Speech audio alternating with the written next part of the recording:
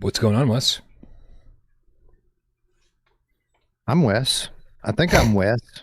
Mm-hmm. I don't know, man. I'm just trying to figure it out. Coming in hot as usual, Yeah. trying to switch off work brain and get into podcasting brain. And I got to say, it's a little difficult. I might be a little rusty. It's been a while since It's I've been a done this. while. Yeah. It's been a while. Yeah. So last week I canceled on us, right? Because I was sick. That's And right. then did we do one the week before? No, the week before was the week that you canceled with AJ when it was my day to host. Right. Okay. Yeah. I told that story on Friday. It's still confusing to me. But Yeah. yeah. Oh wow. So You it has back? been. We haven't done this in like 3 weeks then. Crazy. And I haven't been doing my show either in the meantime. Like I just haven't been on a podcast in like nearly a month. Oh shit! So it's not just me going through West withdrawal. Wow, West withdrawal. It's not just me going through West withdrawal. It's also all these cats because they haven't gotten to see you over on Virtual Strangers. Either. Let's not keep them waiting anymore. Wes, you ready to start the show? I am ready, sir. Let's go. Let's go.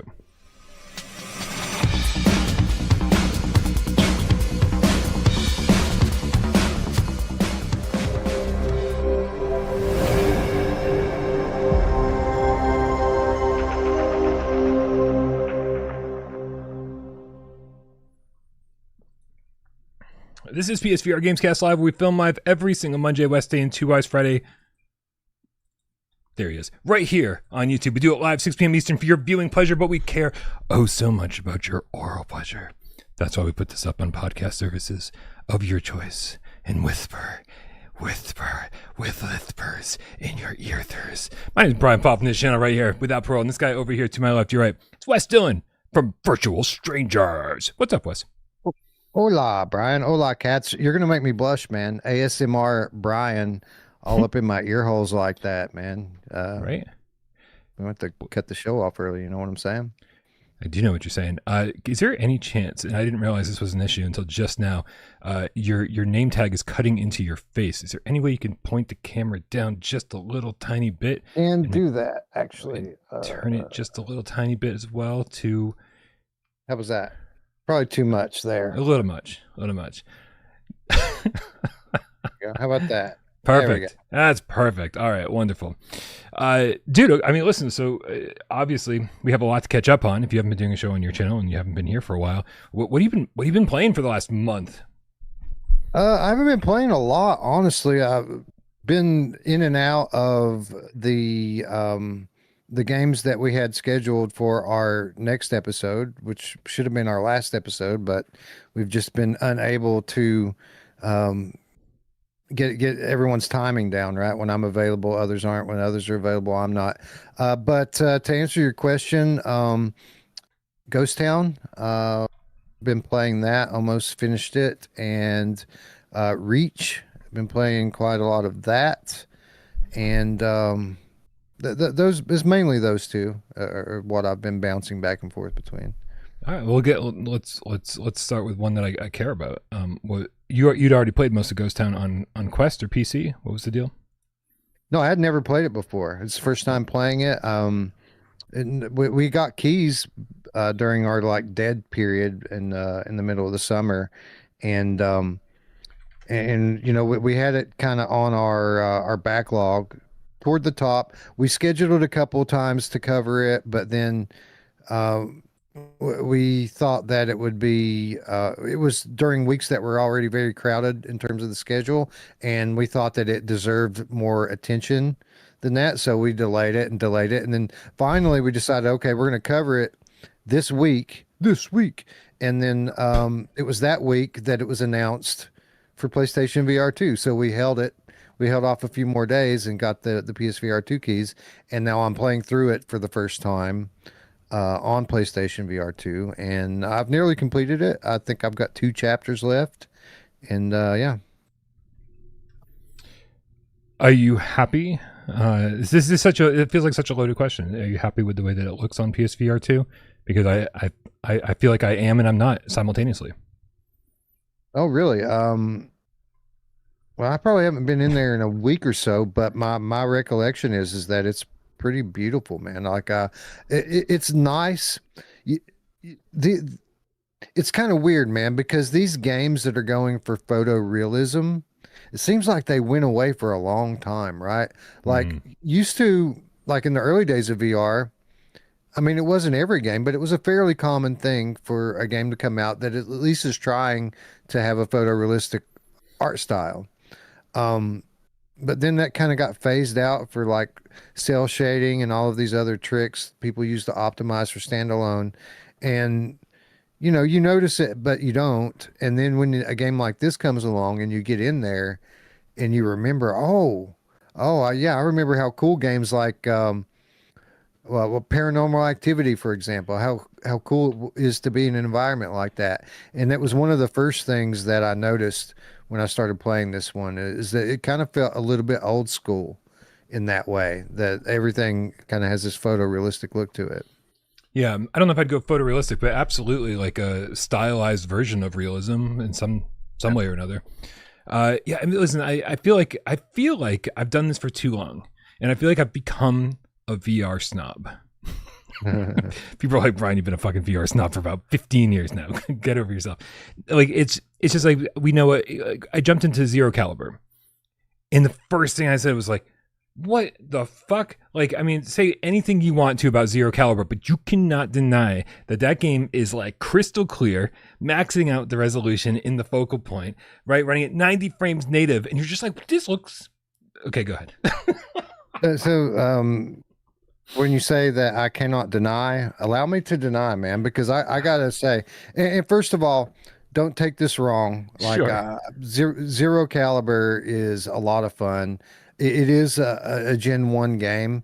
I hope people pick it up and buy it because Zero Caliber 2 is like notably better than Zero Caliber 1, and I hope it comes to PlayStation.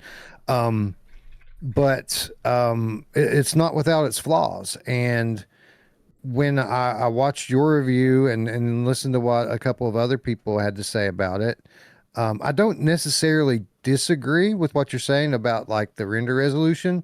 It's pretty sharp in that respect, but Yeah. it has some visual issues, man. Like there's some pretty heavy pop in.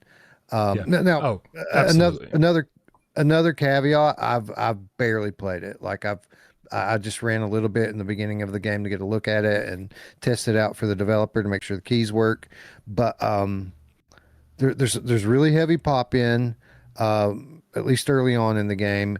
And while the render resolution is high, like the texture resolution on some things is really not. It's like actually very low. Like Yep. certain like rocks and like parts of the ground and walls and things like that.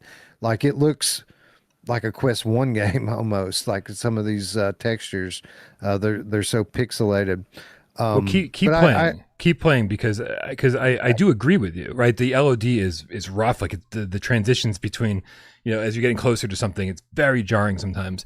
But and there's no shadows on any of the characters, right? There's baked in shadows everywhere for trees and stuff. But what I said in the review is that like. But when you take like the draw distance and the lighting effects, the light shining through the trees and like all of this grass everywhere, like it on top of the resolution, just like it's through the roof. Like well, the environments look great. The environments right. look great. And so no one thing in the game looks all that great, right? But these are big sprawling maps. Ghost Town is like, you know what I mean? You're on a much more narrow path all the time. And I just really like, I see a game like this. I was like, man, Ghost Town absolutely could have run at this resolution at 90 frames native. No problem.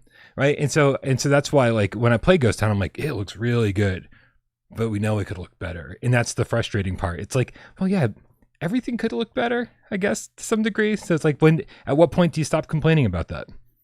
I don't know. I mean, I haven't really had a lot of complaints visually with Ghost Town. I haven't had a lot of complaints, period, with it, honestly. Like, um, I don't want to spoil the game for anyone, but some of the things they're doing in here is really just cool. I think it's like the second or third level when you visit the wizard's house and you go through his living room and it's kind of like this museum of like dark magic Mm, artifacts. I yep. probably played in that room for 30 or 45 minutes just tinkering with things. And it was cool. It's a lot of fun. And there's that game has a lot of moments. I'll just put it that way. There's a lot of really cool moments in it as you play through the chapters. Yeah, very memorable game. I wonder where it'll fall on my top 50 list. I wish it was longer. I mean, I hear this from my wife every night, but you know, cliches aside, I wish it was longer, because it is a good time. I feel like if it were like twice as long, I may be talking about it as like a game of the year contender. You know, because I'm enjoying it that much. A lot of people are calling it game of the year contender without any additional content. That's true. That's true. It's gotten some nominations for sure. Yeah. Well deserved, I think. I don't know if I would put it in like a game of the year contender, but like I'm certainly not going to question it. I think I enjoyed it more than Midnight Walk, right? There's more to do, even though Midnight Walk had a much cooler aesthetic overall. But you know, so anytime I see that both of those nominated, I'm like, yeah, we've had a pretty good year. Yeah, we have had quietly had a good year, right? Like it doesn't feel like it in the moment sometimes, but then when you just kind of look back at the games that came out this year, and we had some really, really high quality stuff hit the library, and no signs of stopping as we move into 2026. Yeah, the top 25 or so got wildly disrupted on the new list because of everything that's happened in the last couple months, right? The last 2 months we've had just banger after banger after banger, and yeah, it's really good seeing some new games enter the upper echelon of our top lists. Yeah. Yeah. Jason Ewing with the level 1 membership says, "Happy holidays! Hit the like button, and if you have a hype button." I still don't have a hype button over here, right? People are like, "Brian, it's not on your video." I'm like, I know it's not on my videos. I don't have a hype button for anybody's videos. It's like, this is the slowest rollout of any feature I've ever seen ever. Have you tried looking for it on the mobile app? Because I've heard some people can only find it there. And what I'm told you have to do is to go down to like the comments and then scroll sideways or something like that to find it. Yeah, I've heard all of this, and I've seen pictures, Sirens, on my end of what the hype button actually looks like, and so I know where to find it. I know where it's supposed to be. It's not on my PC. It's not on my mobile phone. It's not on my TV. I watch a lot of YouTube in bed on my TV.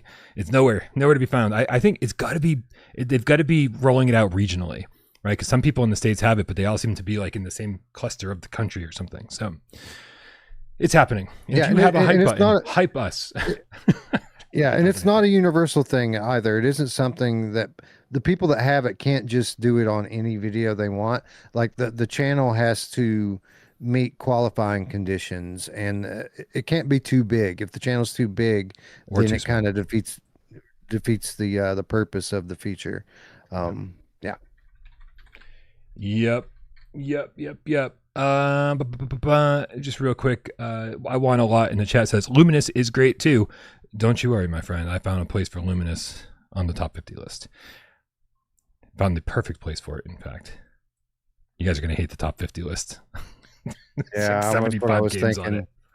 Like, I don't blame you for not letting me have any input on this, because I'm sure the next time we have a debate, it's going to be colorful. I mean, let me ask you this, Wes. Have you played Ancient Dungeon since the last time we had a debate? No. Okay, well then you're not allowed to be part of the debate process. There's enough voices up here, man. I don't need to make it worse. No, well, you know what's going to happen? I will play it before we have another one of those debates, and I'm sure it's going to be great fun for what it is. I just think I have a different philosophy when it comes to rating games than you do. Like, yep. I think that I take more into account like scope and production than you do. Like, yes. I don't know how to explain it, but like, I think that you'll give something that has a small scope that executes to perfection precedence over something that has a gigantic scope but doesn't quite nail everything, right? I think you grade on a curve, I think is a good way to put it. I grade on the number at the end has more to do with the amount of fun that I had throughout the course of the game than than scope or mechanics. When everything works perfectly, that increases the amount of fun that I have, right? And so, but I also listen. I hope there's not a lot of people out there putting a lot of stock in my rating system, right? I tell you all of my thoughts throughout the course of the 7, 8, 9 minute review. The number at the end is like, just want to make sure that everyone's pretty much on the same page, right? Because I remember at the end of, remember Sin Studios Warzone? Do you remember that game that they put out like during the PSVR1 era? It was the multiplayer game that they stripped the multiplayer out of before our port, Yeah. right? Like, it was funny. I think that was the game that convinced me that I needed a number at the end because some people finished watching that review, heard all my words, and said, "So don't buy it." And I was like, "Oh, geez!" Like, I said too much and didn't get my point across, right? And sometimes I think you just need to stamp a number at the end to get your point across, right? Like, just to kind of wrap up the whole thing and make sure, like, if I had finished the Warzone review with a 3 out of 10 or a 2 out of 10, people would be like, "Got it. Message heard loud and clear," right? But I'm always trying to be judicious and try to be, not sirens on my end. In my world, not everything is the greatest thing ever or the worst thing ever. Most things are very, very much in between. And so I talk about the good things that even a bad game has, right? So when I talk about like Warzone, I'm like, oh, you get to go in vehicles and it has aim support. And it's like, there's really things that we like about it. And then people are like, wait, so it is good? I'm like, no, it's terrible. Right? It's like how my my American truck driver Brian Bite went. The whole time I was like, I had so much fun with this awful game. So I had to put 0 out of 3 paws at the end of it, or people would have been like, what the fuck are you saying? Yeah, well, I get that. I certainly understand it. I just again, it's not that I don't appreciate these indie games. I think many of them are a lot of fun, and I'm glad that you like to champion them as much as you do. I appreciate I appreciate when studios at least attempt to bring us the big, I want to say AAA. We all know that most VR Sure. games are all technically indie games, but the bigger scope productions, I appreciate studios trying to do those things, even if they don't always nail it. And let's be honest, more times than not, they fail at certain aspects of it. I still like being in those worlds and seeing the vision, and and sometimes that means more to me than something that's on a much smaller scope and with like a dated art style, even if it is executed to perfection and a lot of fun to play. Wes, we got to kind of get a move on here. We got a lot to talk about, and I don't, as much as I love hanging out with you, I don't want to keep you here all day. But a couple things before we get moving. Boy, JPEG Q tipped with a yellow tip and like changed the lighting of my entire room. It's like, real quick here. We got Grandpa's Barbecue or Game Cat with the Australian $5 says, Wes, PC VR modders turn around flat games to VR relatively quickly. Why do companies say it's too difficult to create VR/hybrid games? That's an interesting question. And it's kind of hard to generalize and say why one would say it over the other. But it's multiple reasons, I'm sure. First of all, not all games are created equal, as not all games are created in the same engine. It's much easier to port something that's done out of like a vanilla version of Unreal Engine or Unity versus something that's done in a custom engine or even a modified version of Unreal or Unity. So there's that. And then I think for a lot of it is just coming from ignorance.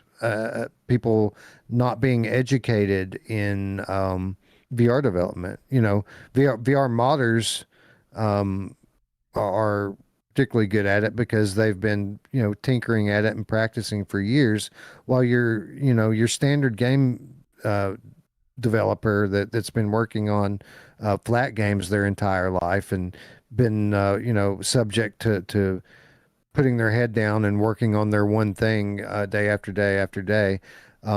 These guys really don't have the know-how to roll these games over.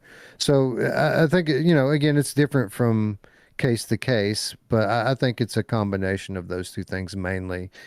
Some games are easier to port than others, and then a lot of traditional game developers have zero idea how to bring these things over to VR.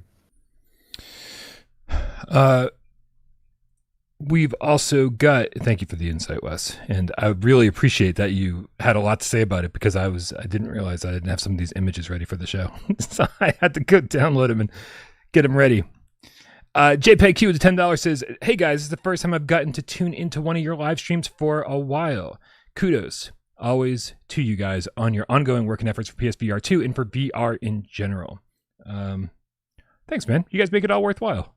Like, if you guys didn't tune in and keep showing up for these things, I mean, at a certain point, I think we would probably go, I don't think we should keep doing this. So if you don't like us, you know how to get rid of us. You just stop watching.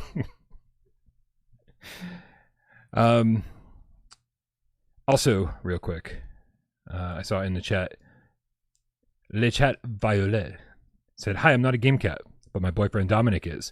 Don't know if he's told any of you, but we had to say goodbye to our cat Angel a couple weeks ago, and we miss him so much. Would be nice to see Tornado.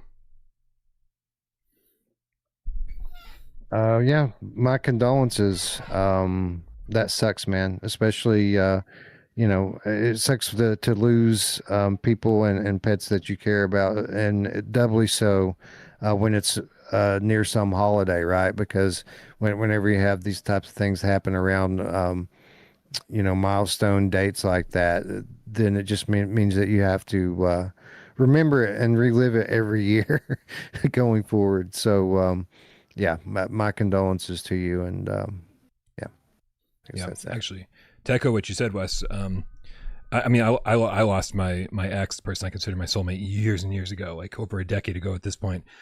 And this is in this fall has always been my favorite season, but unfortunately they passed in November. And so as soon as the weather starts getting cold, it's rough, right? Like I don't think about it, not in my head, but there's some kind of like this, association I have with the weather getting colder and the leaves falling off the tree, and where it's just like, man, like depression kicks in, and like I don't even realize what's happening until I go, oh shit, it's that time of year again. Yeah. There's a lot of that. Yeah. Subconscious trauma, right? So I lost my my best friend, guy was like a brother to me, that I pretty much grew up with, on my birthday, my 25th birthday. So it's always kind of hard, but to kind of the comment on what you're speaking of, like, I'll be listening to the radio sometimes and a song will make me like really emotional. I'll start tearing up and I don't even realize why. It's not even a sad song, but then I'll think about it and oh yeah, I remember this album came out during that time period, right? Where I was coping and spiraling out of control, so to speak. So, yeah, you don't realize just how much of that stuff that you carry with you until you stop and think about it and notice sometimes. Anyway, Violet, please send our condolences to Dominic. You have our condolences, obviously, and I'm happy I can empathize to some degree, right? I never really had a pet until the last 5 years, and that's when I got Tornado. And I never really understood pets. I never understood. It was like, why? Well, like, that's just one more thing to take care of, one more thing to do. Like, don't you have enough shit going on in your life? I never understood why people had cats or dogs. And it wasn't until I had Tornado, which, who helped me amazingly through COVID. I was like locked in my apartment for months at a time, almost never going out, never seeing people. And she was here with me, and like we bonded so much. Fortunately I can understand now, like why pets are so important and why they're like part of the family. So send our love to Dominic, and Yeah, I'm sure Angel was a good cat. I always hate transitioning out of this, Wes. like, like, all right, how do we talk about the next news story? No, but we will. We're gonna move on because we have to, and that brings up to the first delay that we heard about today, which was here. It is from Build Delay. Oh, that's interesting. Let me see if I can't figure that out. There, that picks it up. Quick update from Build the Light Studio is working on Project Louisiana, the Bounds VR. They said the release of the Bounds VR will be delayed. Not gonna lie, Wes, I didn't know until today that it had a release date. so they could have just said nothing, and I would have been fine, honestly. But basically, they don't. Go ahead. I'm sorry. I didn't know that they had dated that one either. I had a feeling it was getting close just because of they've been sharing some pretty good looking gameplay clips for it feels like a year now.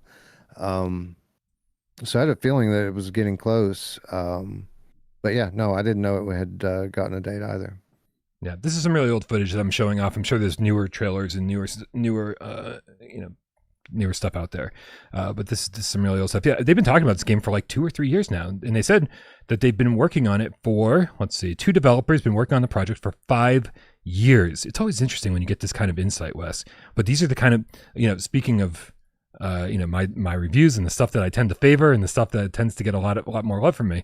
It's these titles, right? Where it's these people who like aren't really on a deadline, right? And you can tell they're not on a deadline because they say, well, the game will be fucking done when we're ready for it to be done, right? We have no problem delaying it because we don't have to worry about a publisher. It's just 2 of us probably working like full-time jobs, right? And then doing this when they have time. So I always love this because it's always like, it always feels like there's extra passion, that they take their time, they get everything right before the release. And so I looked this up on Steam today because I was like, oh, was there a release date? The release window on Steam was Q4 2025. So I guess they were like, we'll run it. That's not going to happen. But it also doesn't sound like it's going to be like all that much further, at least for the Steam release. Who knows if they've even started on the PSVR2 port. They said the PSVR2 port's coming after the Steam release. But good. Take your time. Take your time. No rush. I think 2026 is already looking pretty awesome. I think this will be a nice little addition to the 2026 calendar. Yeah, to be honest, I wouldn't be sad if like nothing came out for 6 months. I've got such a backlog that I'm good. I'm good for a while. I'm 100% with you. People asking for like, hey, where's this review? Where's that review? Where's this review? Where's that review? Right? You'll be happy to know somebody asked about a Shadowgate review today. And I was like, oh, right, Shadowgate. I did miss a big one during all the chaos. And so, yeah, man, like I would love if like January, February, March were just dead, like just dead. I get caught up on, about 10 other reviews I want to work on, including the Hitman review. It's so important. I've made a lot of jokes about, oh, Hitman's going to sell. They don't need me, blah, blah, blah. Right. I've made a lot of jokes over the last year or so. I said the same thing about Resident Evil 4. But I think it's important, right? Like if you're a new PSVR 2 gamer and you're just picking up the headset and you just found Without Parole, you're like, oh, what are the best games? And you start just like marathoning, you start binge watching the review playlist and like Hitman's just not there. Like that could slip through the cracks for somebody. So I do think it's important to have a review, and as soon as there's a good month of time that I can block out, that is what I'll be doing in 2026. Yeah, especially when it comes to times like this, around the holidays when there's a lot like an influx of new users coming in, the people that are just getting their headsets for the first time. Those are the people that typically get excited for VR, and then they go to YouTube and they start searching for these reviews just so that they know what to buy. What are the first games I should pick up?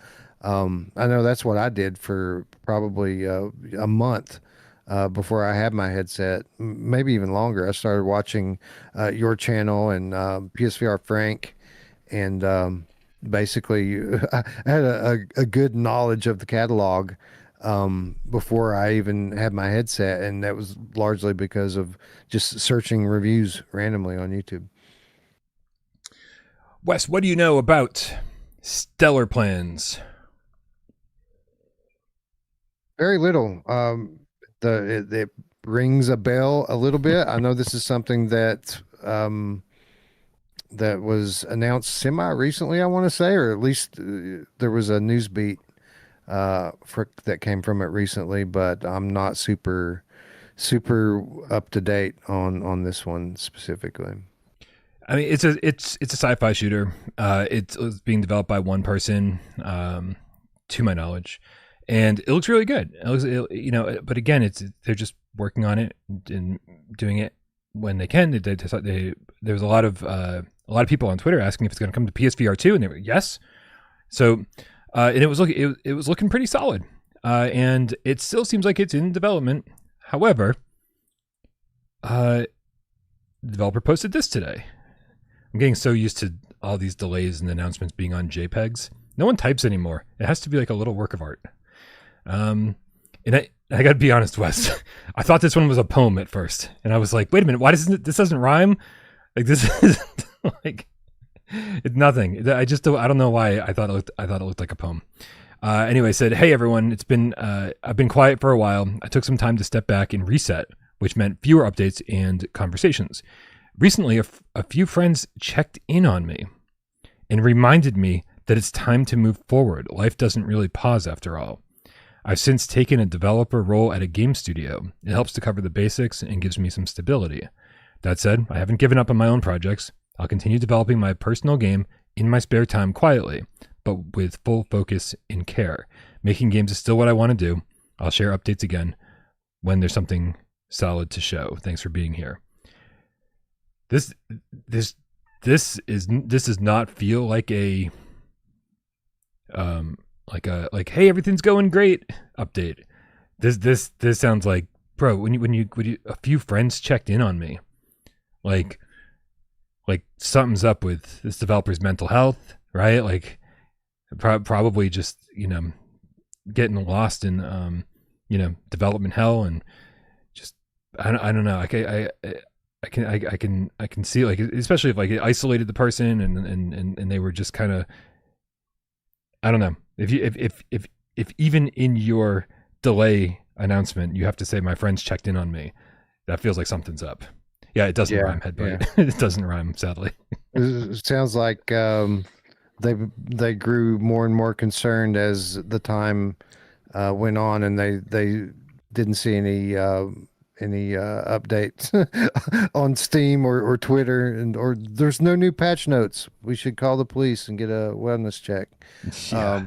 But no, no, I get it, man. These type of projects, they take years for, especially for solo devs, and um, it can be a grind, and it can be something that you really just put your head down and lose time. Days become weeks, become months, become years, and it sounds like that's what's happened to this guy, and he just needs to stop and take a deep breath, remember who he is outside of his work, and then decide what direction he's going to go, to take care of himself, and that's good. That's a good thing, I believe. Yeah, well said.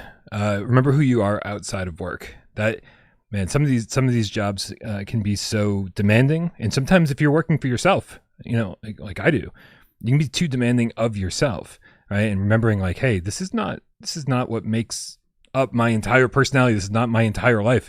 It's easy to forget that sometimes. So I feel like maybe that's why I identify with this message so much.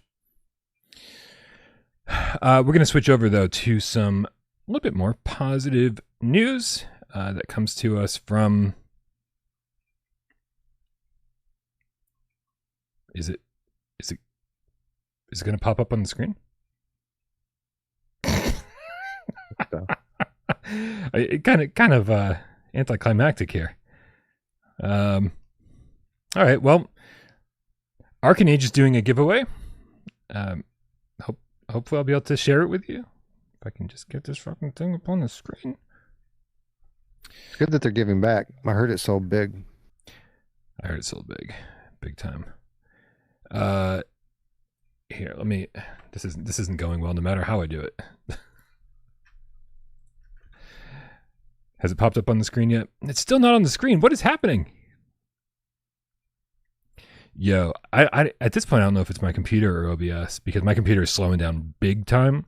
And so I'm going to have to put it through its paces and get it up and running faster, because it is not time to buy a new PC yet. Not time to upgrade. I can tell you're not a PC gamer, because those of us who game on PC would take this as a sign. It's time to I need to get a whole new rig. It's time to make the jump. Not gonna lie, Wes. It's probably time, but that is not in the without parole budget currently. Maybe another year from now, but not right now. It's not happening. All right. Apparently. Oh! I see why it wasn't working. This one was totally on me. Oh my goodness. Removed by moderator? What? This got removed by... Vitruvius was trying to give away a PlayStation 5 and it got removed by a moderator on the PSVR subreddit? Yeah, PSVR subreddit, man. Those moderators, I don't want to call them Nazis, but they can be pretty strict sometimes. Let this be a lesson to all of you developers out there that are looking to run similar promotions. Be careful with Reddit, not just PSVR2 or PSVR subreddit, but all of them, because each individual subreddit has its own rules with regard to promotion and solicitation. And if you don't coordinate with the moderator before posting something like this, this is what will happen. Well, that sucks. Cause I get that it's a promotion, but it's a giveaway. So here, I know that Blake DM'd me today. So let me see if I got the details here. Oh, that reminds me. I'm glad you said that, Brian, because we still haven't announced the winner of the PS5 Pro giveaway. Like, we still have that to announce, and we were going to do it last Wednesday right here on the show, but then we didn't have a show. Is it time to announce the winner of PlayStation VR 2 Day? We should do it before the end of the show. I don't have it up in front of me. It literally just crossed my mind right now, but yeah, I'll get that up, and if you want to do that like toward the end, we can certainly do it. All right. Well, listen, this is going to be more of an audio thing. So everybody listen up, and I will see if I can't at least give you some information about the Arken Age PS5 Pro giveaway. Vitruvius tweeted, "We're kicking off the holiday season with an epic giveaway of a PS5 Pro in 10, count them, 1, 2, 3, 4, 5, 6, 7, 8, 9, 10 copies of Arken Age on each platform." Good. Thanks for all your support of the game this year, and good luck. And then they have a Gleam link, and yeah, so I mean, it's just a ton of shit to do. It's a ton of shit to do, and if you have if you're on Twitter, make sure you go check out Arken Age VR, or follow Arken Age at VR at Arken Age VR. Is that what it is? I don't know. Yeah, that's exactly what it is. And so it's one of these Gleam giveaways. So like, the more of these things that you do, the more chances you have to win. And so just do all of these things. All right, everybody see that? The audio listeners good? Perfect. Now it's like join their Discord server for two entries. Follow Arken Age on Instagram for 2 entries. Follow Arken Age VR on TikTok for 2 entries. Follow Arken Age VR on Twitter for 2 entries. Repost their tweet for 4 entries. And then there's a bunch of in-game stuff to do, right? And so there's this lore you have to discover in the game. So it would have been really nice to read through the Reddit post, but we don't have that handy. Just know it's happening, and you get some time to figure it out. So hope maybe I can get this all sorted out for Friday's show. JPEG with the $10 tip says, I came into the stream a bit late. I'm thinking about getting Zero Caliber, and I own the Armory R1 Gunstock, but I'm thinking about purchasing the wheeled VR. Has anyone tried both? Which is number one? Wes, I have some thoughts on using a Gunstock with Zero Caliber, but have you used Have you used either of these? I have not. This is one of those things that if I played like shooters almost exclusively, I would probably use more often. But to me, when it comes to gun stocks, like or anything in general, like most accessories, like when I get into to play a game, I'm looking to get in with the least amount of friction possible, and picking up and using a gun stock, while it does improve your aim a bit, and your immersion even a little bit after you get used to it, it's just never quite worth the effort for me. So I typically pass on them. So I have a couple of gun stocks sitting around here. I know you're all going to be real shocked, but these are accessories that I have not tried or reviewed. And for me, it definitely is about the friction. I feel these games are not really designed specifically for that stuff. They're designed for the people who are not using gun stocks for the most part. And so when I'm playing through a game, I want to make sure that I'm playing through on the base PS5 for the most part, and with the standard controls for the most part, right? As much as I love like Gran Turismo with the racing rig, I knew that I had to talk about that game substantially with just the DualSense controller, because that's how most people are going to play it. And so that's sort of where my roadblocks have been with the gun stock stuff, is that it's for a very small group of people.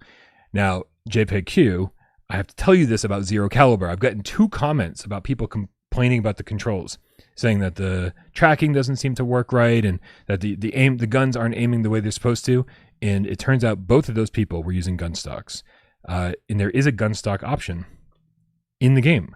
But currently I'm not sure if those people have actually checked that option or not, right? So I think currently the safe bet is to just play the game without it, or at least test it with the gun stock that you have, the Armory R1, and see if it gives you any problems before you even consider getting a different gun stock for it. But yeah, sorry, we don't have any more insight to that. Yeah. Even things that are awesome like B haptics, I don't use as often as I should have, or that as I should. That adds a lot to the experience. For certain games, it adds a ton. But I typically don't think about it till I already have my headset on, and I don't take my headset off so that I can grab it. I just keep playing. It's the same reason that if I have a game on PlayStation and PC, I'll 9 times out of 10 I'll play it on PlayStation, even if the PC version has a little bit better graphics or something. It's just easy, right? It's just easy to pick up my headset and start playing, and anything that adds to that is an impediment and something that I typically try to avoid. We also have some good news here. I guess it's good news, but again, the last time we talked about this, it's kind of a double-edged sword. PlayStation VR2, the Horizon bundle, sold out on Amazon, and really surprisingly, sold out on direct.playstation.com. When the fuck, Wes, has PlayStation VR2 sold out on direct.playstation.com? When has anything sold out? It's the place to order it directly from Sony, right? This is the place where it should never sell out. That is interesting. Yeah. And it makes you wonder. It's sad. You like to see it. You get excited when you see that it's selling out on multiple storefronts, because it could indicate that, like Arken Age before it's selling big. On the other hand, how many more people could we have gotten in headsets had they planned appropriately, right? And had appropriate stock to fulfill demand. I don't know, but it's a good sign overall. I'd like to think it's a good sign overall. And fortunately, there are places. I mean, Amazon, obviously one of the biggest retailers on the face of the planet, and direct.playstation.com is always a reliable place to order stuff. So those are 2 places that you would expect to have them. However, I checked. Walmart still has the Horizon bundle, and so does Best Buy. So you can still you can still get the $300 bundle, but and don't settle. Right? I mean, don't get me wrong. I think $300 is a great price for the headset without the game. I think it's a great deal anyway. However, like, why wouldn't you want to go get a $50 game to go along with your brand new headset? So, I'm actually looking for it right here. Where is it on? Let's see. They do call it an accessory. I mean, it is an accessory. Let's see here. Currently unavailable. Yep, the Horizon one's currently unavailable, and the other one is you can still get the deal. Yeah, I wouldn't settle. Just because you can get the one without the bundle, don't get other places. It's fine. Scott says it's the Wii launch all over again. Yeah, almost 3 years after launch. It's just like the Wii launch. Yep. All right, so that's good news. Very happy about that, and this must say great things about how well it's selling at this new price. And if it's not telling Sony that this is the price that consumers are okay with, right? I mean, when it launched at $550 and $600, I mean, that's so much money, especially for people who aren't like hardcore VR people. Like, I was like, I'm going to pay any price; it doesn't matter. But enough people were saying, well, we don't fucking know. This is my first VR headset. I don't know if this is worth it, or if I'm going to get a lot of use out of it, or if I'm going to like it, or if maybe I'll suffer from motion sickness. Right? $300 is definitely a price where you can take a little bit more of a risk. Be like, oh well, we'll see if I like it. We'll see if it's any good.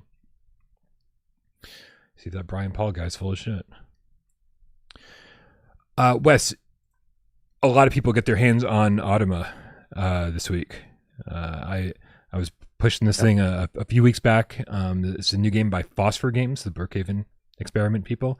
They went radio silent for the better part of 6 years, maybe longer. Actually, even longer than that, right? 6 years is being generous. It's been almost 9 years since their game came out on PSVR1, and then they gave us like an update like the following year. And as it turns out, they've been working on this fucking kind of insane game called Automa that they revealed recently. Wes, you got to play it. You were playing it today? Yeah. I did get a chance to play it, and pleasantly surprised. Not shocked, because I've heard what you've had to say about it and what a few other people have had to say about it. So I was prepared for it to be awesome, and I'm happy to report that it was a pretty awesome experience. Now, obviously, with it being like an early beta build, it's not a polished out, finished, ready to play version of the game. But it is absolutely beautiful in terms of the graphics, considering that the version of the game we played is on standalone Quest. It was a Quest 3 demo. But I mean, in terms of graphics, it very much looked like a PC or a PlayStation VR game. It wasn't just that the textures had more resolution to them. I mean, that certainly was the case than your typical standalone game. But more surprisingly than that, the geometry. Like, typically when you get in a game that's designed for standalone, everything's really boxy and flat, and then they kind of wallpaper textures over everything to make it look like it has more 3D depth and detail than it really does. This is one of only a handful of games that, you walk up to a wall and it looks like it has little dents and divots in it. That's not just the texture. It's actually got that 3D form to it, which is really rare for standalone games. And I mean, the world looks great. I mean, it looks run down and lived in, but it looks great. It's very, very reminiscent of, and I know this is super cliche and a lot of people won't want to hear it, but the truth is the truth. It reminds you a lot of Half-Life Alyx. Not only visually, but the way the world is kind of put together with tons of little interactive items in every space that you go into. And I mean, even down to like the gloves and the way you fabricate weapons, they're obviously taking a lot of inspiration from Half-Life, and I don't think that that's a bad thing at all. Nope. Nope. I think this thing is it's beautiful, and actually I was replaying it today because they actually updated the game recently since I had played it, and it gives you more interactive items and things to do, which is great, but man, it's like I feel like my fascination with this is that all I can think of is this is going to look so great on PSVR2, right? It's pretty awesome on Quest, but currently it stutters a little bit with frame rates, and it's like certainly you can tell when it's like kind of loading in the next area as it's streaming in the next area. But that's not to put it down. I think it's really really impressive what it's doing. But in my head, I'm like, man, on PlayStation VR2 with the OLED panels and firing these weapons with the adaptive trigger support and the better haptics, like and if they're able to get it running at 90 frames native, which is also they're playing on Quest 3, then like, wow, we're in for a treat. But I am kind of confused, I think, right? Because there's clearly they give you weapons fairly early, and they give you two different weapons in the part of the game that we played, and they give you a couple of enemies to kill right before the demo ends. But like, there's also a lot of puzzles going on, right? You enter a room and it's like you might not be able to get out of that room until you figure out how to proceed forward. And so I'm very, very curious to know, like, is that how the whole game is going to play out? Is it going to be this balance of puzzles and action, and making sure that you found all the ammo that you can, you guys stockpile it as much as you can, or if like these puzzles are just kind of to get you acclimated into the world, right? So I still have just as many questions about this game, having even played the demo. Yeah, I hear you. I think it is though. I think that this is very much what they're trying to bring, a complete adventure game experience here that, while it is primarily a shooter, it isn't exactly an action game, right? Like, it's more of an adventure game. It's something where there are periods of action, and then there are periods of exploration, and then there's puzzles. And I don't know if you read the kind of banner before you went into the game and played the demo, but it said the next thing that they're going to be working on is making it so that the gameplay isn't linear at all, and that there are multiple paths through the game, which is great. And that's something that not even Half-Life Alyx can say, because, as great as Half-Life Alyx was, as polished as it was very linear and one-dimensional. So I'm glad to see that they're, at least at this point in development, their intent is to provide as much variety as they can, or so it seems to me. Yeah, it feels very similar to Wanderer to some degree, right? Or I'm sorry, Fragments of Fate, because the original Wanderer was like strictly a puzzle game, and then they added all this combat in for better or for worse. And so I guess the big question now is, will this be done before Wanderer is finished their roadmap? Like, let's hope so. Yeah, I don't know. I did check in with these guys today, and I said, hey, I'm putting together a top 2026 video, games we're most anticipating for PSVR 2, and just to kind of gauge them a little bit, kind of figure out if if it's a safe bet for this to be considered a 2026 game for PSVR 2, and they said, yeah, for sure. I was like, okay, great. Then this is pretty high on my list, not gonna lie. Yeah, that's awesome. That's awesome. I can't wait to see more. It is interesting though. I mean, because obviously, Phosphor knows that you're the PSVR guy. I got to think that that since everyone's getting the MetaQuest version of this game instead of Steam keys to play, that they're developing this primarily on Quest. So the fact that that they're telling you that not only is the game coming in 2026, but obviously it's implied that it would be coming to PlayStation in 2026. I find that encouraging, and to be honest, a little bit surprising. Yeah. It makes me wonder just how much more of this game is actually finished. Like, my guess is that they probably have the framework for the entire thing finished at this point. Especially if as you're saying, their next step is to make it less linear and give you more options to proceed through the game. Like that insinuates that they've already got a linear path through the entire game to branch out from. So I think, but I just love this, man. I just love this. I hope this is the next Vitruvius story, right? These guys who take their time and say, hey, we did this thing, which is kind of basic for our first outing. Everyone loved it. It was still quality, but we really wanted to show people what we're capable of for our next outing. And I think this could be exactly that. And dude, speaking of Vitruvius, it's entirely possible we see Arken Age 2 in 2026 as well. You think so? Wow, I think so. would that be incredible?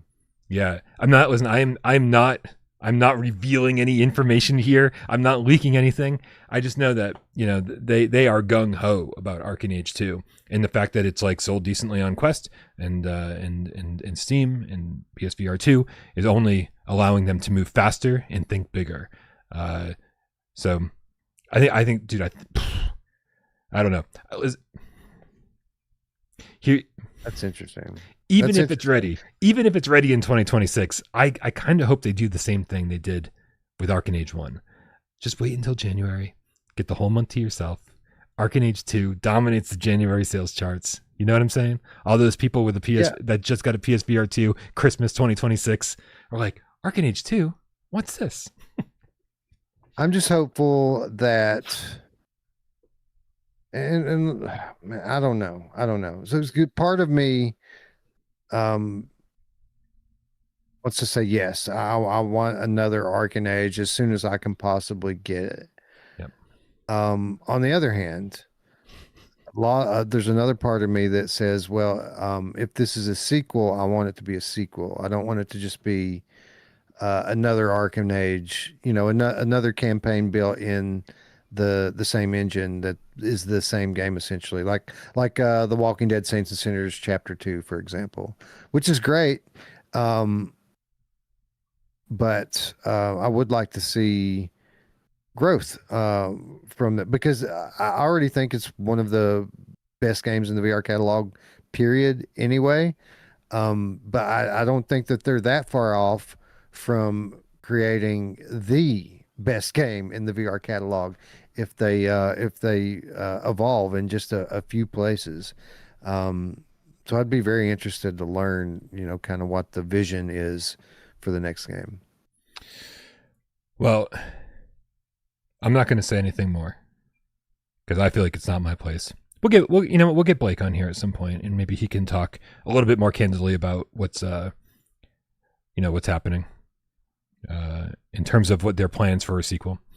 But I do my impression is that they are going for a full-fledged sequel. It's not just going to be like here's kind of a DLC pack, right? That we called Arken Age 2. That's my impression. That's great. I didn't have a lot of areas that I felt that the game needed improvement in. So, I mean, if they just really shore up just a few things, they'll have a masterpiece on their hands, I'm sure. Yeah, dude. Like, give us a couple new abilities, right? A couple of new abilities, I thought it'd be really cool, like at the end of Arken Age, they made it so much fun to traverse that place that I thought at the end, be like, how cool would it be to have some kind of like jetpack type device to be like, okay, now that you sort of completed the whole thing, right? And you're going around and just kind of clearing out the last couple of challenges and doing that stuff. Now you can jetpack around this place, like just make traversal even more fun, right? Yeah. Really cool. So a couple more abilities, a couple more gadgets, brand new, 3 or 4 biomes instead of like the 2 that we kind of got last time. A couple boss fights. Well, honestly, that's kind of my biggest wish list for it, is that they just change the level layout and structure entirely. Like, it's like a series of arenas almost that you're playing through, while there are corridors that you go through as well. I would like to see I don't know, like a more traditional level layout, even if it is linear at times. I'd like to be able to explore more. Go down different paths. You can have a central area, but I'd like for the corridors and paths to be a lot more big and sprawling, um, and a lot more opportunities to explore and find things off the beaten path, so to speak. Secrets of in the chat says, "Oh, Death Horizon Reloaded is now available to buy in the UK store on PSVR2." There you go. Yep. Death Horizon. Dude, I've been trying to track down those developers for a week, but I have not been able to get my hands on the game. I didn't even know until a couple of days ago that this was even coming to PlayStation VR. Someone tagged me on Discord or Twitter or something and alluded to it. They didn't outright say it was coming, but the comment that they made about it alluded to it, and that's what I took from it. But I didn't really know that it was coming to PlayStation VR until you tagged me earlier today and said, "Hey, it comes out tomorrow." I was like, "Oh, okay." Um, I used to have a pretty good relationship with this guy. His name's Roman. Um, but it's been a while, man, Wow. since I've talked to him. And yeah, I tried to contact him and get review keys and just haven't heard anything back yet. With that said, I am very familiar with this game on other platforms. So if you or anyone in the chat has any questions about it, I'm Yes, happy to oblige. pick me. Ryan. Oh, thank you. I'm confused because I thought this game at some point was just like a wave shooter or a rail shooter or something. Is that what it originally was? Because now it's got full locomotion and climbing and exploration. Did this game like evolve from something smaller? Do you have any input on insight on that? It did evolve, and it has evolved a lot from the earliest version of the game, but it never was like a stationary wave shooter or anything like that. And even in its current state, it's not like this super complex game. It's a fairly simple concept, very much a Gen 1 concept. It's a pretty standard indie zombie shooter. Um, I think at the time that we were playing and reviewing it, um, I was selling it as something that if you've played Arizona Sunshine 5 times and you're tired of it, here's another linear zombie shooter for you to play through that does support co-op. I think it was just two-player co-op. Wait, hold on, time out. I just checked the PlayStation Store. If Yeah. it did have co-op previously, it doesn't look like it has co-op currently, because the PlayStation Store listing says it's one player. Well, it doesn't surprise me. And just to be honest, just because it doesn't have it now, it doesn't mean that it won't. Because that was very much the MO as they were developing this thing on Quest and then later on Steam, is that it was one thing and then it was something else and then it was something else, and they just kept adding and adding and adding and adding to it. Okay. And it started out with something that I would call like a $10 game. Um, and they've added enough stuff to it now that it's actually a pretty solid game. Again, don't go into it with like super high expectations. It is very much still an indie zombie shooter, um, but it's a linear zombie shooter. You're basically going to be playing through levels that, while somewhat different from each other, are a lot are very similar. There's a lot of samey environments. Um, you're going to be looking for basic weapons. You have your pistols, your submachine guns, your shotgun, and all of those basic things.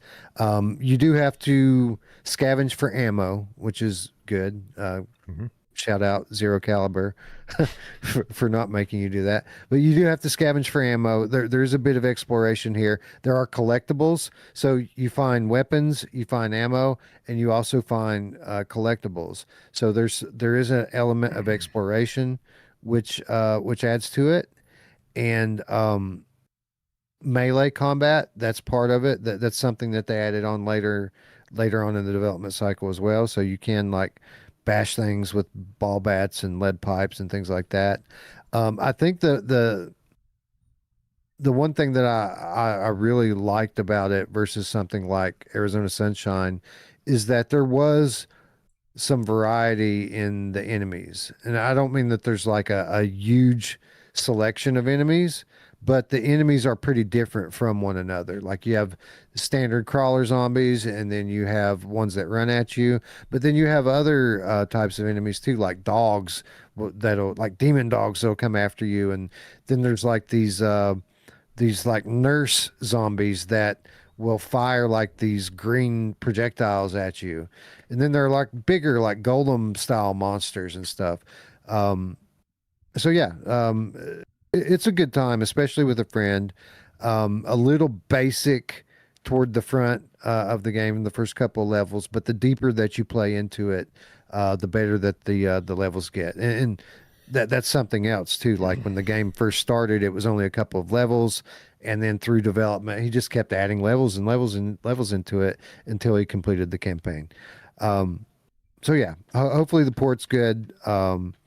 It's an average to slightly above average indie zombie shooter. Um, just looking through the chat here. Okay, so so now we need your help, guys. Bitmappy, Secrets of, everybody in the UK, go buy it right now, download it, and then come back to the chat and let us know what the frame rate is and how good the resolution is, and then let everyone know if it's worth their time. Because if this fucking thing's running reprojected, Wes, I'm fucking done. I'm so done. Do we know what the price is on it? They're saying 16 quid in the chat, so probably about $20. Sounds about right. Yeah, and yeah, hopefully it's a decent port. Not just visually. Hopefully, Roman found time to get some triggers and haptics and stuff in there for us as well. How much you want to bet? Again, I know nothing about this, but I do know that like VR Monkey's working on like 10 projects all at the same time. How much do you want to bet VR Monkey ported this? You're probably right. Yep. And if that's the case, I'll be thrilled because VR Monkey knows what's fucking up. Like they know what's up, right? In fact, I got to be honest. I don't know if you saw this or not, but today, SciTech Games announced that they're the ones handling their own port of Titan Isles. And they're like, oh, we know what you guys want. It's going to be 90 frames native. It's going to have headset haptics and we adaptive trigger support and all that stuff. And I'm like, no offense. I would feel better if you let VR Monkey do it. Like, I'm sure SciTech Games is going to kill it and it's going to be a great port. But I feel like VR Monkey has earned our trust, right? Like, they know what's up. They know what's up. They do know what's up. They're very experienced. And for what it's worth, SciTech does too. The one thing I would be happy about if it were like somebody like VR Monkey handling it is I'd know we'd be getting it pretty soon. Those guys work quickly. Yeah. And I know I've said it before, but just in case you guys didn't get the memo, this is a game you should be excited for. This is an excellent game, and I can't wait for it to come to PlayStation. 2026 is going to be fucking awesome, Wes. I can feel it. I can feel it. Like 2025, like as the further we progress into it, we're like, wow, this year's just getting crazier and crazier and crazier. We're not even in 2026 yet. And I feel like it's already crazy. I'm excited. Me too, for sure. All right.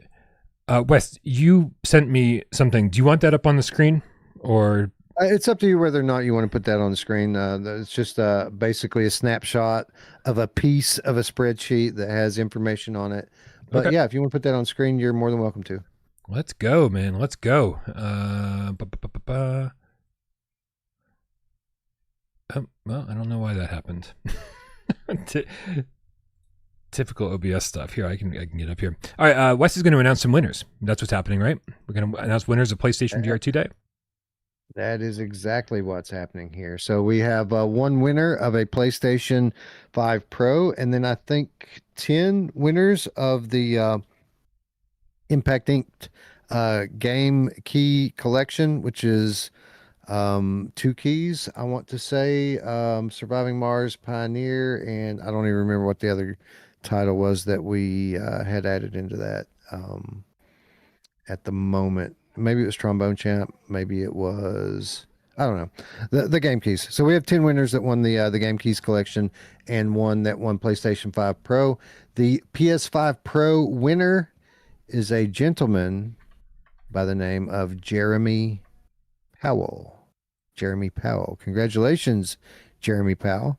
And to you and everyone else who won these game keys, you will be contacted in the next day or two via email to validate your entry and claim your prize. So keep an eye on your inboxes.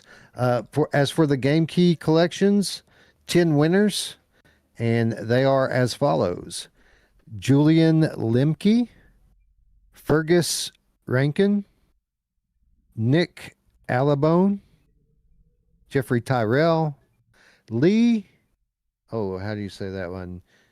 Nis Lukowski. Sorry if I didn't get that right. I'm not even going to try it a second time. Kudos for trying. Jakub Kosman, Christopher Apadula, Patrick Galka, Christian Kaizen, and Marco Tavilla. Congratulations all. Again, did we put this on screen, Brian? Can they see it? They cannot currently. I don't know what it's all right. It's all right. I'll read through the names really quickly one more time. And again, follow Flat to VR socials. I'm sure Miles will be posting something on this in the next day or two as well. And then I'll be contacting people via email. Okay, so it's on screen now? Yeah, it's on screen. Okay, so if you see your name there, you probably won. And I only say probably because there's got to be more than one Jeremy Powell in the world, I got to think. I'm not quite sure how many Lee Nislukowskis there are, but there probably are a few Julian Lemkes, I imagine. Congratulations, everybody. Sorry, this is totally my fault that it was the announcer's winner announcement was so late. Man, I could use a new PS5 Pro. Yeah, me too. I mean, I don't have one. You have one. I don't. And I'd be interested. I've never even got a chance to mess around on one, so I'd be interested to see the difference.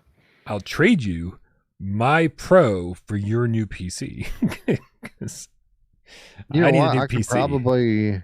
Yeah. I probably have I don't know what type of graphics card you run, but I probably got a good upgrade for you in my closet. Honestly, I've got an extra. I've got two graphics cards in my closet right now. Damn. All right, man, we'll talk. Nice. All right, let's take a quick look at this new game that appeared on the PlayStation Store called City of Hunger. I'm going to bring up the trailer right now, and I don't think it'll take many people too long to understand why I'm excited about this, and hopefully Wes is excited about this. Indeed. Yeah, let me turn it up. Let's fucking turn it up, man. In Stansbridge, I was going to cheat and let Roots win so that he could start playing PlayStation VR2 again, but I didn't.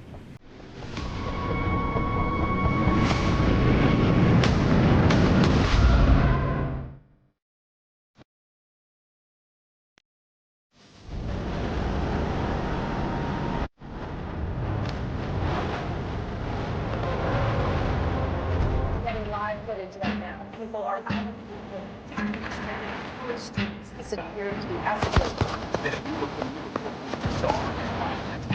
In several cities. Be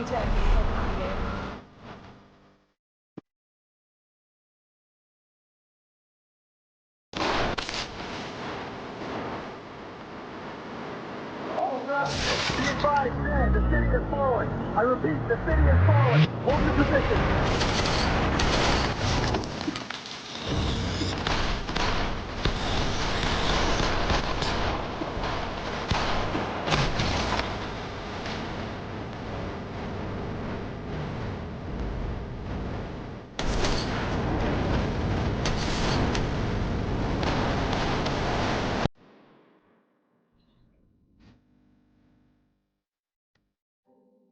All right, listen.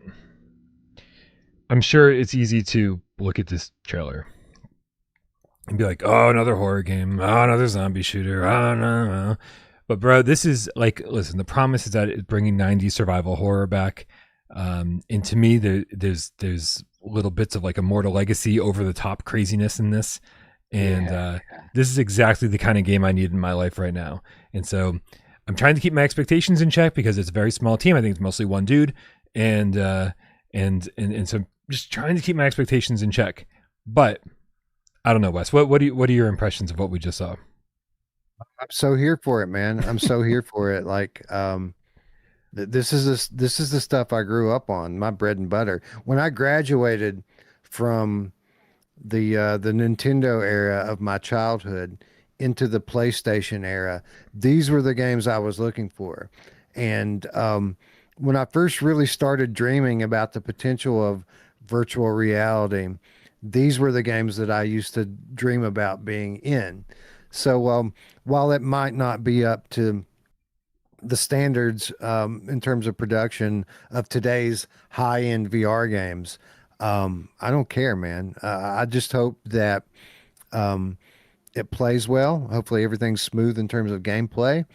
And I hope that the campaign is more than a couple hours. And if that's the case, I'm here for it. Like it gives me those vibes, kind of like Propagation game had. While it obviously isn't as visually polished as that is, but I get some of those vibes. And I did get some Immortal Legacy vibes as well. So I think it's interesting to hear you say that.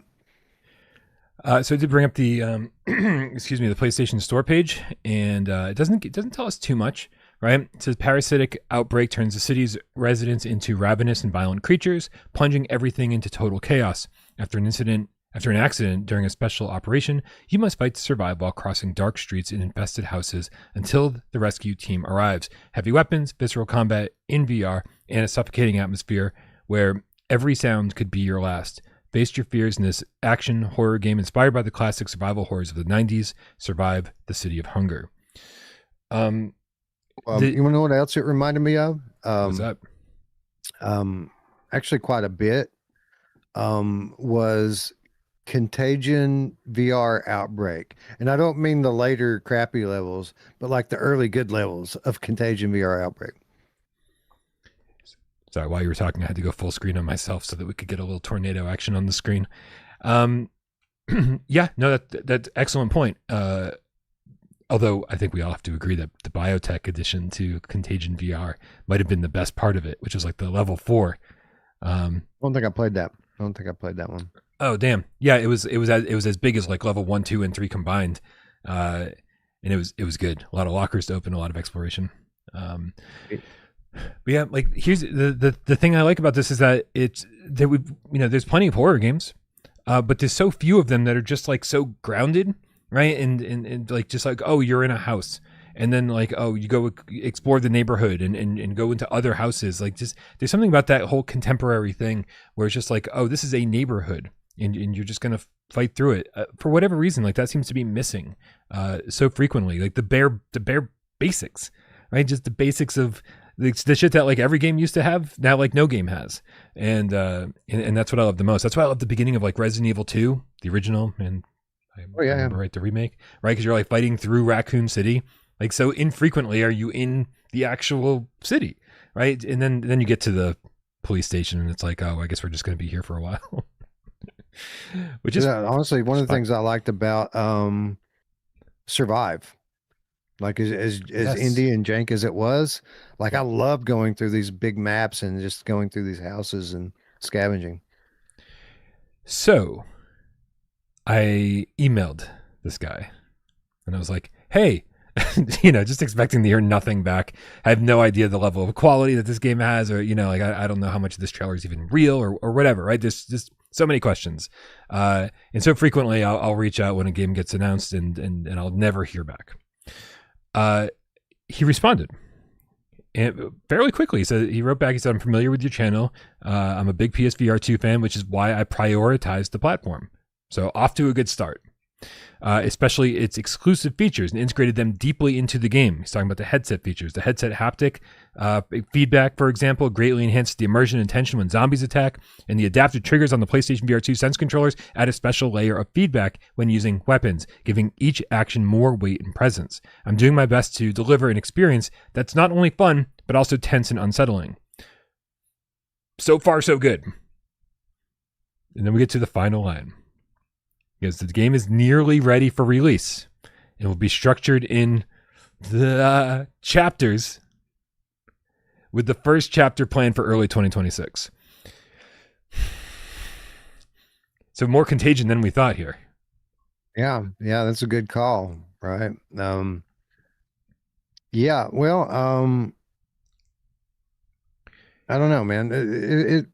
I'm not against episodic games in principle.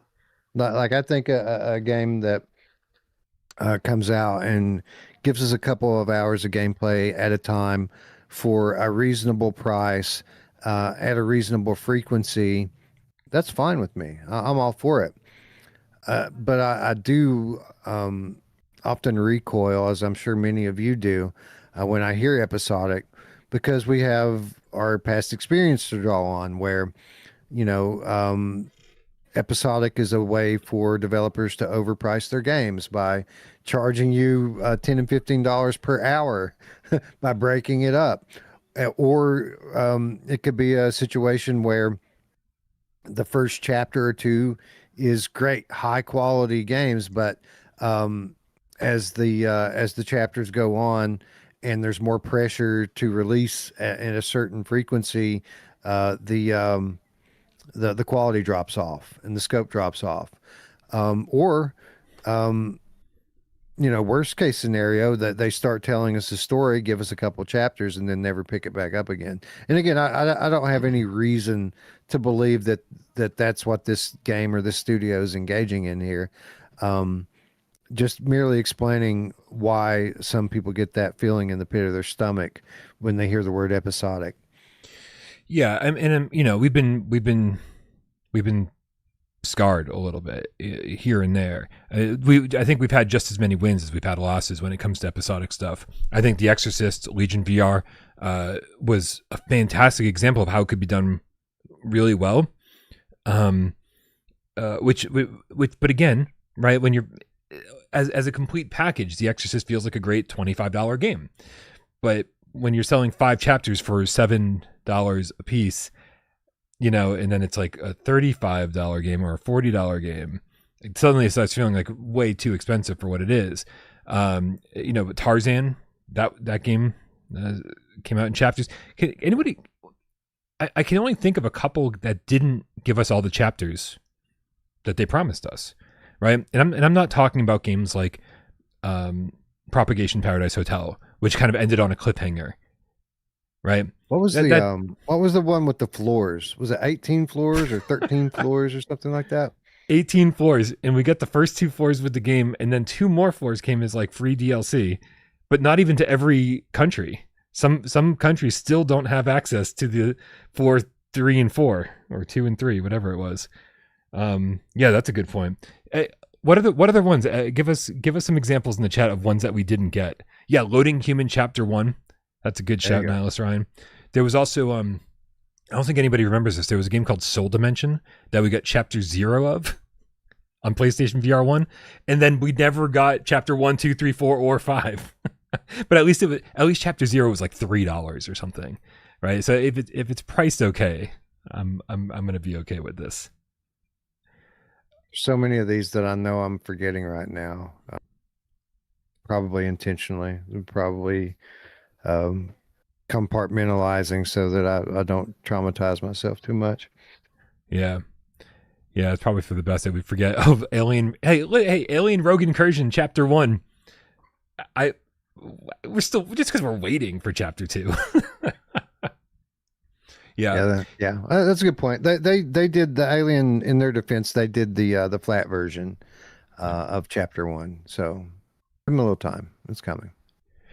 Yeah, in fact, it's sort of the Arken Age thing. It's like take all the time you need, right? Because I by the end of Alien, I was like kind of bored of the monotony. I was like, okay, can we just do something different, please? And so I would like if they took their time and really kind of mixed up some of the gameplay in Chapter 2 with Alien, make it worth our wait. Who said? Hold on, somebody in the chat said, yeah, I guess Immortal Legacy. But again, that felt like these aren't really like these were complete games. I mean, complete in very, very exaggerated quotations here. That were like, hey, we have a lot of plans for more games in this series, right? That's like calling Raiders of the Lost Ark not a full movie because we were waiting for Temple of Doom and waiting for Last Crusade, right? With games like Hubris, we just have developers who are very, very excited about the future of their franchise, right? They've released one game and they're like, we've got more games planned, right? But I don't think we could call that actually episodic. I think episodic means when all 5 chapters are out, then you will have a full game. Yeah, they were very optimistic about their chances to be a top seller. Because they were so ahead of the curve in terms of graphics. Like still one of the more beautiful games in the catalog. I don't think they were expecting to get the some of the criticism they got with regard to gameplay and like enemy AI and things like that they got dinged for, which is, I mean, nobody really, I mean, not many people really raked them over the coals for that, from that stuff, but a few notables did. And I don't think they were expecting that. With that said, I wish that they would come back to it.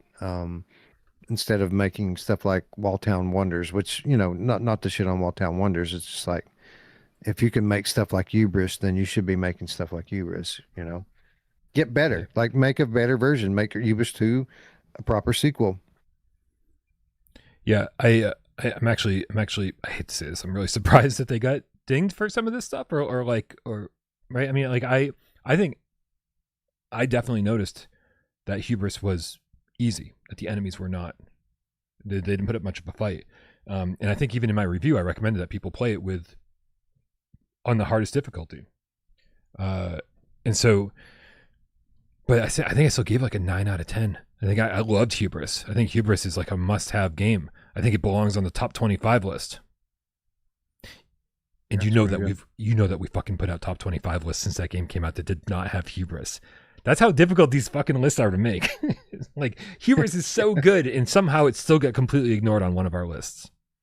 But yeah, I don't think it was on the last one. I do want to say it was on the one before, but this is coming from my fuzzy memory, so I could be completely wrong about that.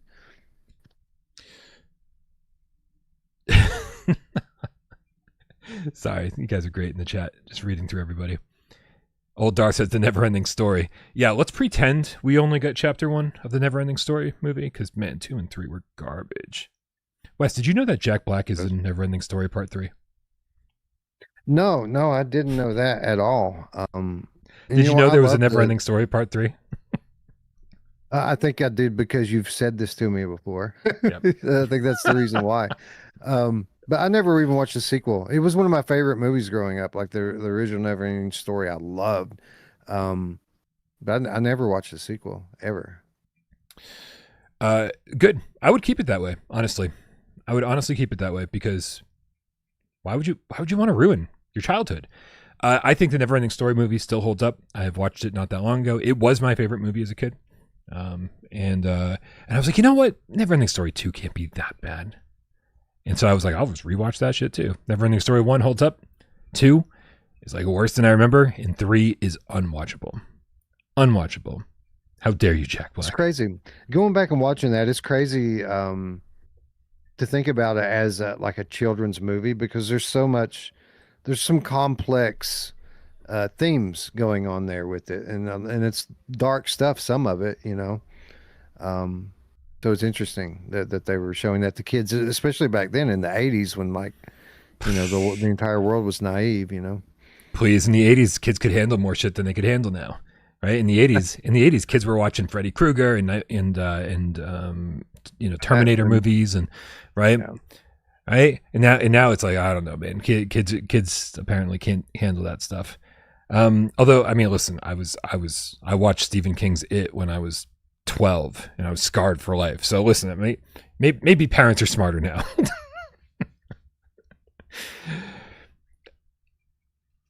Maybe not. I don't know. Anyway, who am I to judge? I don't have kids. Do what you want with your kids. I don't care. Don't do anything you want with your kids. Well, let's hope you don't want to do anything with your kids. I agree with that, but we have a large audience, and I That's know true. this. Statistically, there's at least one sick person that are watching this and they're going, anything? And I'm like, no. Brian Paul said I could do anything I wanted with my kids. Like, oh, Jesus. Giving the Game Cats a bad name out there. How dare you? Oh, by the way, one thing Yeah. we didn't mention in the when we were talking about the what the hell is it called? The new game, the demo we played. It's Automa. What about the animals? What about the cat? Did you pet the cat or try to pet the cat? Did you feed the cat? I did. I all the above. The cat hissed at me when I first walked in the room, and then I was like, oh, we got to turn this situation around. And so I found the cat food and really struggled to open it up. I don't know what I ended up doing, right? But then eventually it slowly just kind of opened up after I pulled the trigger 100 times. So there's You a have couple to, interactions. You have to feed your fingertip into the pull tab. I did that. Is what eventually had to happen. I tried to catch the there's a sparrow outside the window that's on the windowsill. Yeah. I tried to catch that thing and feed it to the cat, but it wouldn't let me grab it. But very realistic looking though, but like the animal models in this game are like, you talk about like photo real. That's not even a stretch with in this case. Like they're photorealistic. Ian Sandbridge said I watched Alien when I was 7. Bro, I know we've talked about this a lot, so I won't go on too much about this, but my parents were very strict with me. I could listen to any kind of music I wanted to, and I could play any video games I wanted to, but we also have to remember, when I was 10, we were playing the Commodore 64 and NES games, right? So it wasn't like, right, video games are much different, but they did not care what I listened to music-wise, but they did care what I watched movie-wise. Super, super, super strict. And I'll tell you that my parents were way smarter than I was, because I wanted to watch all that shit. But again, when I did, it fucking scarred me. And it didn't just scar me for like, a couple of days, or I couldn't sleep for a week. Like, to this day, I don't know why I tell you guys stories about myself on GAMESCAST, because it always comes back and haunts me. To this day, sometimes I'll wake up, and I say sometimes, I mean most days, I will wake up, and the second I open my eyes, I reach for the TV remote and have to turn it on like immediately as I wake up and turn something on, because it grounds me in reality, because I honestly think that Pennywise the Clown is going to be in my kitchen if I look over there. Like I need something to distract me from the fact that I think there's a killer clown in my fucking apartment at 46 years old, Wes. Like, my parents knew what they were doing. They knew what they were doing. So parents, you probably know your kids well enough to know what they are capable of handling and what they're not. So yeah, I don't know. My parents were just the opposite. Like I could watch whatever, but the music, like they were, especially when I was younger, they were like strict Baptist Christians, and they were in full belief of that, like the heavy metal had like subliminal messages and stuff like that in it. Which I'm not saying even that it doesn't. There's some really interesting videos on YouTube if you want to go down that rabbit hole. But yeah, like I could watch whatever, bro. Just as long as I don't like listen to Ozzy, we're all good. It's actually really interesting to there's great documentaries out there now about like the Satanic Panic of the 80s and the 90s and where all that came from. And it's really interesting to be able to like take a look back at what spawned all of that and the reasoning behind it. And so much of it is just so bullshit, right? Like we scared the public for no reason whatsoever. Music is just music. It's enjoyable. It's entertainment, right? But whatever. What? People, I mean, before, it's hard to explain this, especially to younger people, how people were before the internet.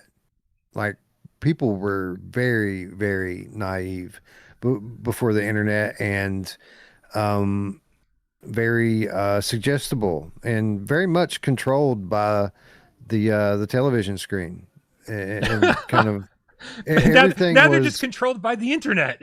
Nothing's changed. Well, people are still suggestible.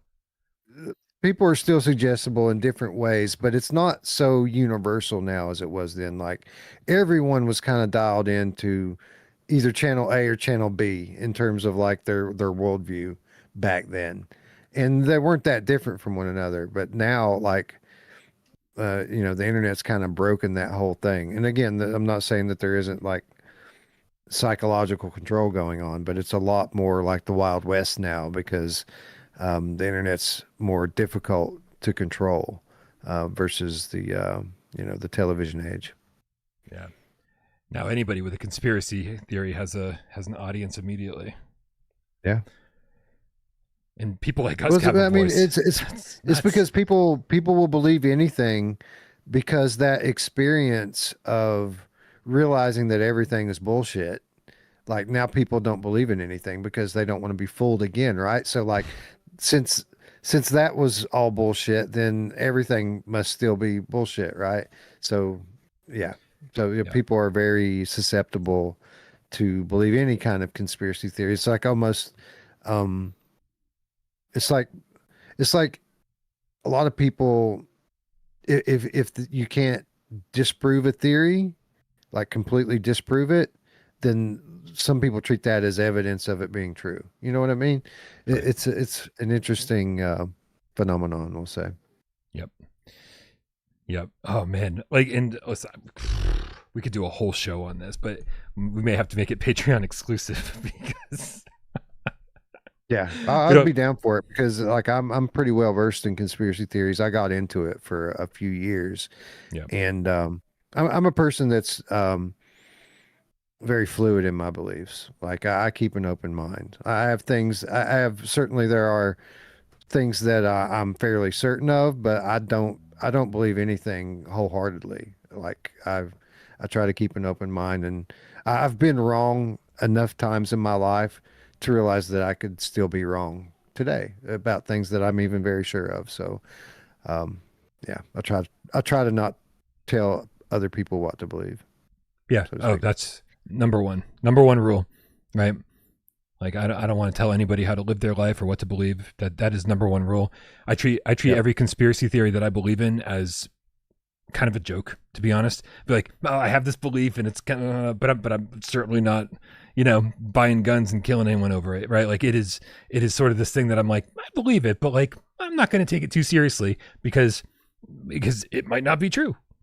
So the only thing that are things that you've seen with your own eyes, and I don't mean on a screen. Things that you've seen and experienced, and even maybe only 95% of that is actually true as well, because people can certainly misinterpret their reality from time to time, especially if you eat the right chemicals. No, your experiences are the only thing that's real, and everything else is just words on a page. And just FYI, everyone, you're way too down the rabbit hole on these conspiracy theories if you start posting them in the comments of a video game YouTube channel. just want to let you know, that's when people stop thinking you're coming from a good perspective at all, right? So you keep your thoughts to yourself. We don't need to hear come to Virtual Strangers. All conspiracy theories are welcome in our chat. There you go. And we'll probably make our already 4-hour episode into a 6-hour episode. Grandpa's Barbecue Game Cat with the Level 1 membership says, happy holidays to everyone over the next 2 to 3 weeks, but not after that. He says next 2 to 3 weeks, but fuck anybody celebrating holidays after the next 2 to 3 weeks. No, I'm just kidding. That's not what he said at all. Thank you so much. Right back at you, Grandpa's Barbecue or Game Cat. Happy holidays to everyone, dude. And we're rounding up the year real fast here. This Friday could be the last episode of GamesCast of the year, right? This could be the penultimate episode.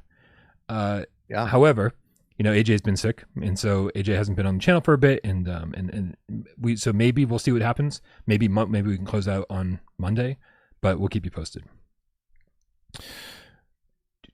We got actually a bunch of these to get through. No Man is an Island with the level 1 membership says update coming to Puzzling Places, including hand tracking. Wait, did Puzzling Places not have hand tracking already? I don't know. Maybe why. not on PlayStation. I think it does on Quest, but maybe not on PlayStation. Listen, my memory is not to be trusted anyway, because today I was having a conversation about Crossfire Sierra Squad, and I could have sworn that the campaign was single player only, and then that there was like a whole slew of multiplayer missions that were played co-op, 2 players, and then there was the Horde modes, which was played with 4 players.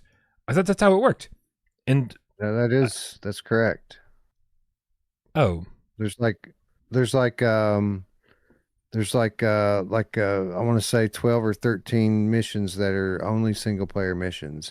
And then if you want to do co-op, then there's like a whole other 20 or 30 levels that you can play that are co-op. That's what I thought. But then somebody told me like, no, I played it last night online, and they're like, oh, the campaign is co-op. So did they patch that after?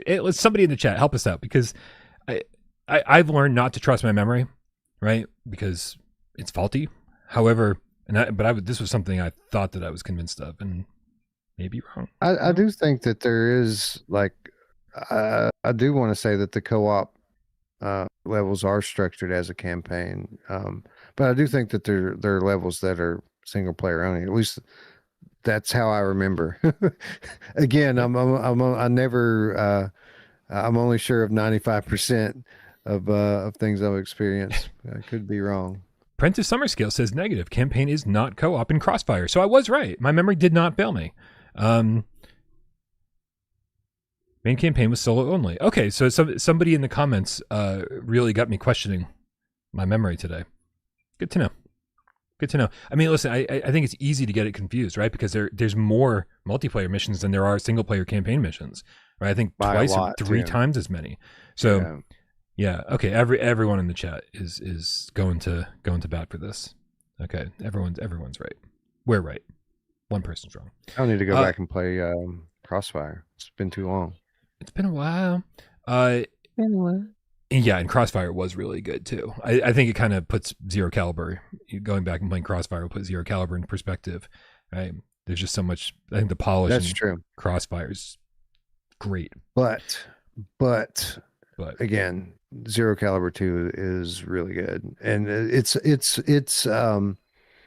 Zero Caliber 2 is kind of like an in between Zero Caliber and Crossfire Sierra Squad. Like it isn't quite as arcadey as Crossfire is, but Zero Caliber 2 has a more fleshed out story. Like Zero Caliber 1 almost felt like a collection of levels that were just kind of put together into a campaign, where Zero Caliber 2 feels like a more cohesive campaign.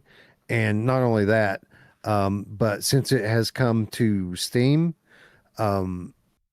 super cinematic. Like if you like some of the bigger environments and some of like the explosions and big set pieces in Zero Caliber 1, you haven't seen anything yet, man, because it gets crazy in Zero Caliber 2 with some of the things that are blowing up all around you, and jets in the sky constantly dropping bombs, and just like huge artillery set pieces, and it really is a proper sequel to the original Zero Caliber. It's still very much Zero Caliber, like the core systems are there, but it's a proper sequel and takes a big step forward from the original, in my opinion. Nice. Well, the last time X-Real Games chimed in on the topic, they did say it was like, almost a certainty that we will get Zero Caliber 2 on PSVR2. And so hopefully they're not taking any kind of negative reviews or the, the less than stellar reviews as any kind of indication that they shouldn't bring the sequel over. In fact, if anything, to me, it tells me that they need to bring the sequel over, right? Because Zero Caliber is a great entryway into the series, but it sounds like Zero Caliber 2 just takes it to the next level, which I'm excited about. Yeah, and ammo is not unlimited in the sequel, which it's not exactly scarce either, but you do run out of ammo from time to time, and the enemy AI is still dumb in the second one, but there are, again, just legions and legions of these guys coming at you. Yeah. And it's great. And plus, listen, I think without the 4-player campaign, which is something I kind of wish Crossfire had, right? I think that is a big selling point for Zero Caliber. The fact that you can play through it and kill the legions and legions of enemies with 3 of your friends, that makes everything more fun. Absolutely. Andrew Ehrenreich with the $5 says, super late, watching at 2x speed to catch up. Welcome back, Wes. It's been a while. Thank you. Happy to be back for the last episode of the year. See you guys in another month. Joey Bats, I saw this happen earlier. Now I know who did it. Joey Bats 33 sent 5 without parole gift memberships. Thank you so much, Joey Bats, for your generosity. 'Tis the season. Comic Book Guy with the level 2 membership says, I might have asked this before, but what other Sony Pictures IPs would you like to see get VR games? For me, it would be Bad Boys. I think it's time to Google Sony Bad Pictures Boys, IP. like the buddy cop movie, Bad Boys. I think so, yeah. VR. All right, Sony. So what IPs does Sony? Oh, Jesus Christ! They own a lot of fucking movies, Wes. I don't know what they are, but I'm sure you're correct about that. There's so many. I'm gonna go with Jumanji. because honestly, okay, you know what? I was kind of joking when here's a link, Wes. I was kind of joking when I said Jumanji. However, can you imagine playing like a board game like Jumanji as if it was like a Demio, right? And so you're like moving the pieces, you're rolling the dice, you're doing the game, right? And then fucking shit happens around you. Like you roll, the monkeys come out and you have to like fight off the monkeys or hide from them or attack, right? And it becomes like you're not just hovering over this board anymore. Shit's happening to you in real life in VR. And like you basically got to play this whole separate game. And then once you survive that, you get back, everybody gets back to the board, and then you roll the dice again. And you're like, what is it? It's almost like a Mario Party style thing where it's like not mini games, right? But like you roll the dice and you see what your next like challenge is. The next thing you have to overcome is. Dude, suddenly this is the game I want more than anything else. Fuck BioShock. This is it. Oh man. So guess what? Right around the time that we went on the air, maybe even a little before that, the Death Horizon Reloaded guy got back to me. Oh shit! Yeah. Does he reveal anything? Frame rates, resolution, DFR? I didn't ask him for any of that. I just asked him for game keys. Did we get game keys? Yes and no, and we can elaborate off air. But okay, yeah, we should have everything we need shortly. Basically, he sent me. I don't want to say it. I don't want to embarrass the guy. Yeah, we should have keys. No problem. Okay. I don't want to embarrass the guys. We have more questions than answers. Yeah, okay, comic book guy. I think that's the best answer anybody on the face of the planet could have given. It's Jumanji, clearly. Salvador with the $10 tip. Thanks for your generosity. Rare says, having fun with Shadowgate right now. It's what I was thinking Behemoth was missing in between bosses. Trying to find good spots to sprinkle in some Behemoths. Yeah, I mean, I think some puzzle solving really would have mixed up the action quite a bit. Although we did get puzzle solving, right? With Behemoth, a lot of it was using the grapple, and you're just kind of moving boxes physical around. puzzles. Yeah. So completely different type of puzzle than Shadowgate. But it's good to hear that you're enjoying it. I don't suppose we're able to talk about the reception of Shadowgate on. Is that a thing? Say what you whatever's on your mind, man. No, I got nothing on my but- mind because I want to go back and like give it a fair shake, when it's time. But I'm curious if because of where you work, if there's any insight to like how it was received on PSVR2. Were the reviews pretty positive? Is it sold well? I don't know if you can talk about that. Honestly, I think by us delaying it broke our momentum a whole lot because I really didn't see a lot of reaction to it at all. I mean, people that bought it and picked it up, the reaction has been positive. Like just the gamers, right? The game cats, and PSVR 2 gamers in general have have received it positively. But like game reviewers, we haven't really seen a lot of people covering it. So yeah, I don't know what the sentiment is there. It seemed that, like, we had a lot of momentum going on coming off of PSVR 2 day, with V-Racer Hoverbike and then RoboQuest and then Audio Trip. It felt like Shadowgate was going to follow along and continue that momentum. But I think by delaying it by a week like we did, it just kind of killed all of that for whatever reason, be it the holidays or whatever else. It seemed like it just kind of fell off. Hopefully people, and I'm not talking to you, Brian. I'm just talking about in general, like, hopefully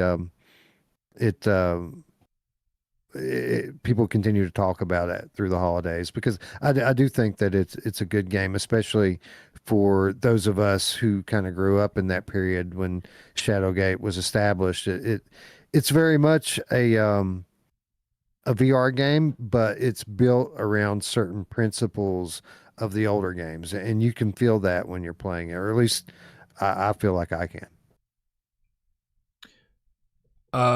Yeah, I totally get what you're saying with the kind of the lost momentum, because I felt like you guys were, I think initially you were releasing during the same week as Pools, and it just felt like this kind of great combination of two games, like after the high adrenaline shooting and whatever games that even V-Racer, these games that just like were so action forward.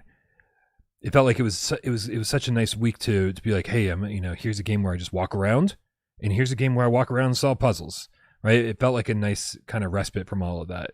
And so yeah, I think it had to be delayed out of what could have been the perfect launch window. Secrets of in the chat said, I tried the first 10 minutes of Death Horizon.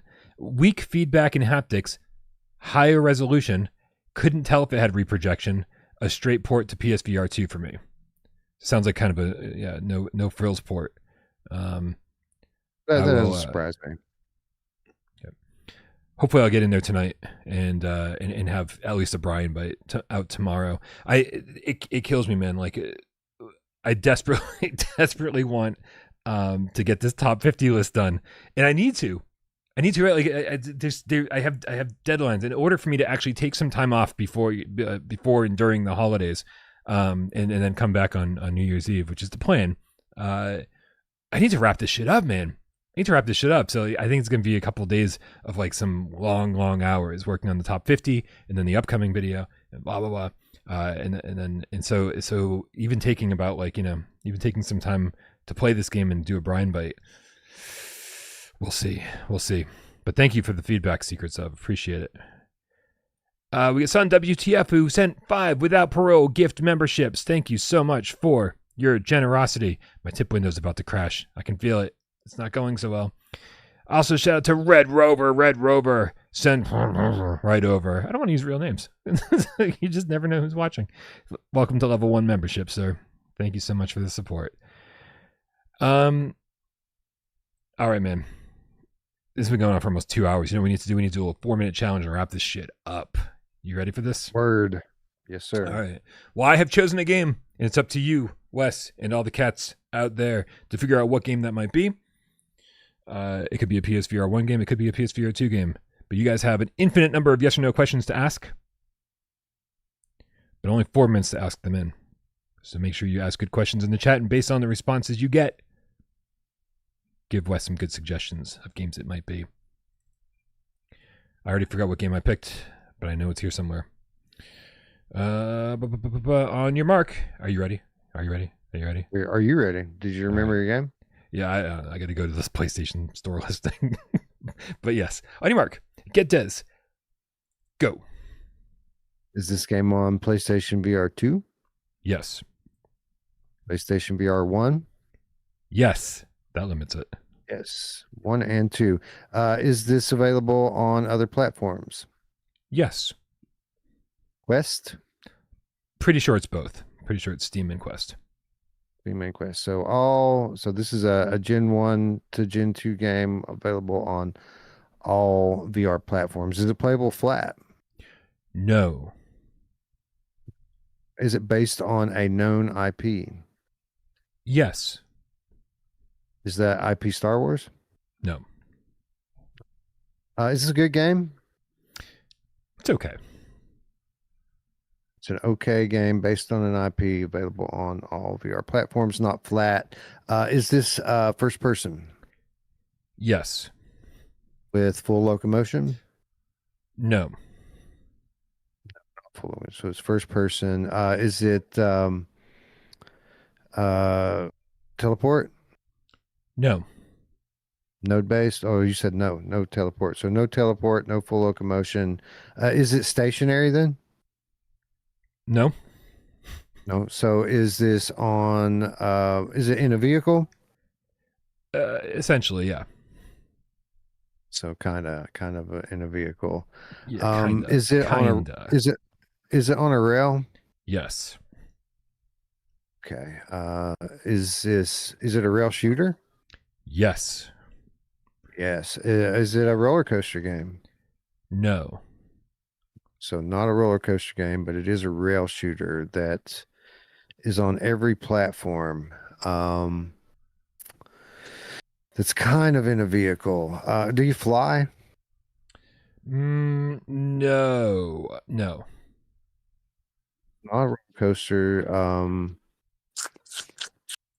Interesting.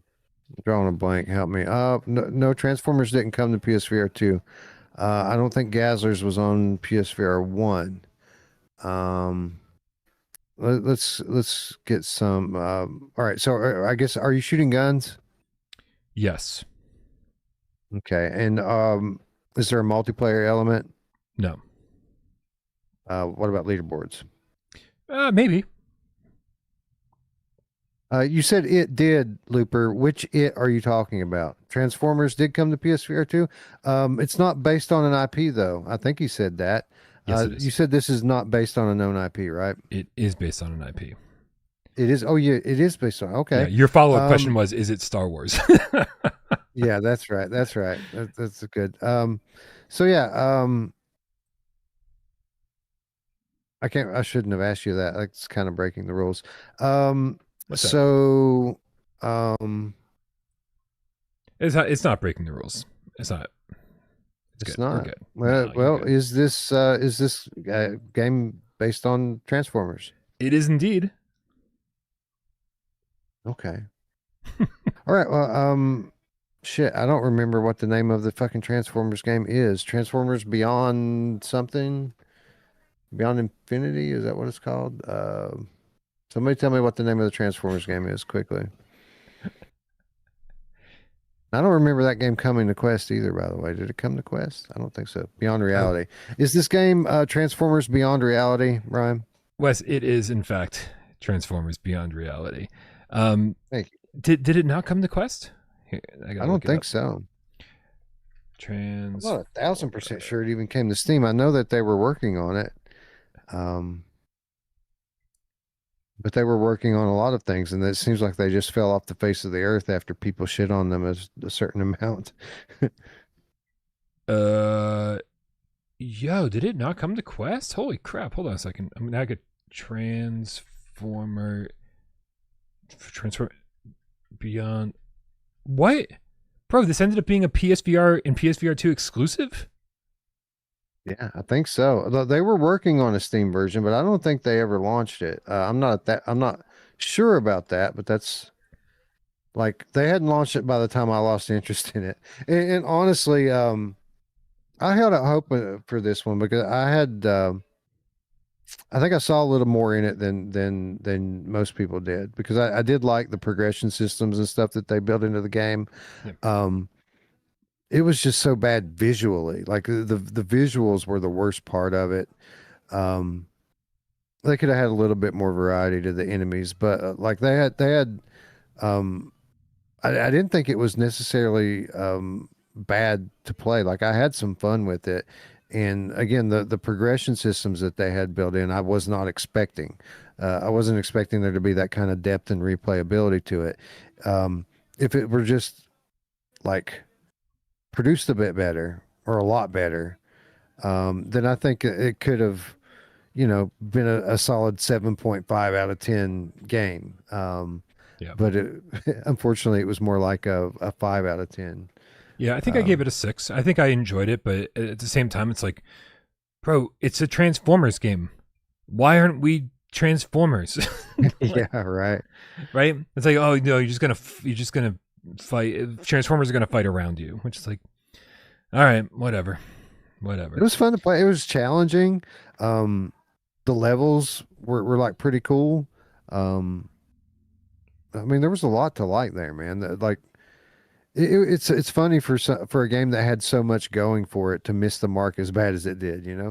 Yeah, and I do remember on PSVR1, even with the move controllers that didn't have any kind of adaptive trigger support, your fingers got real fucking tired because you right. And then I think they changed it to every trigger pull allowed you to fire 3 shots.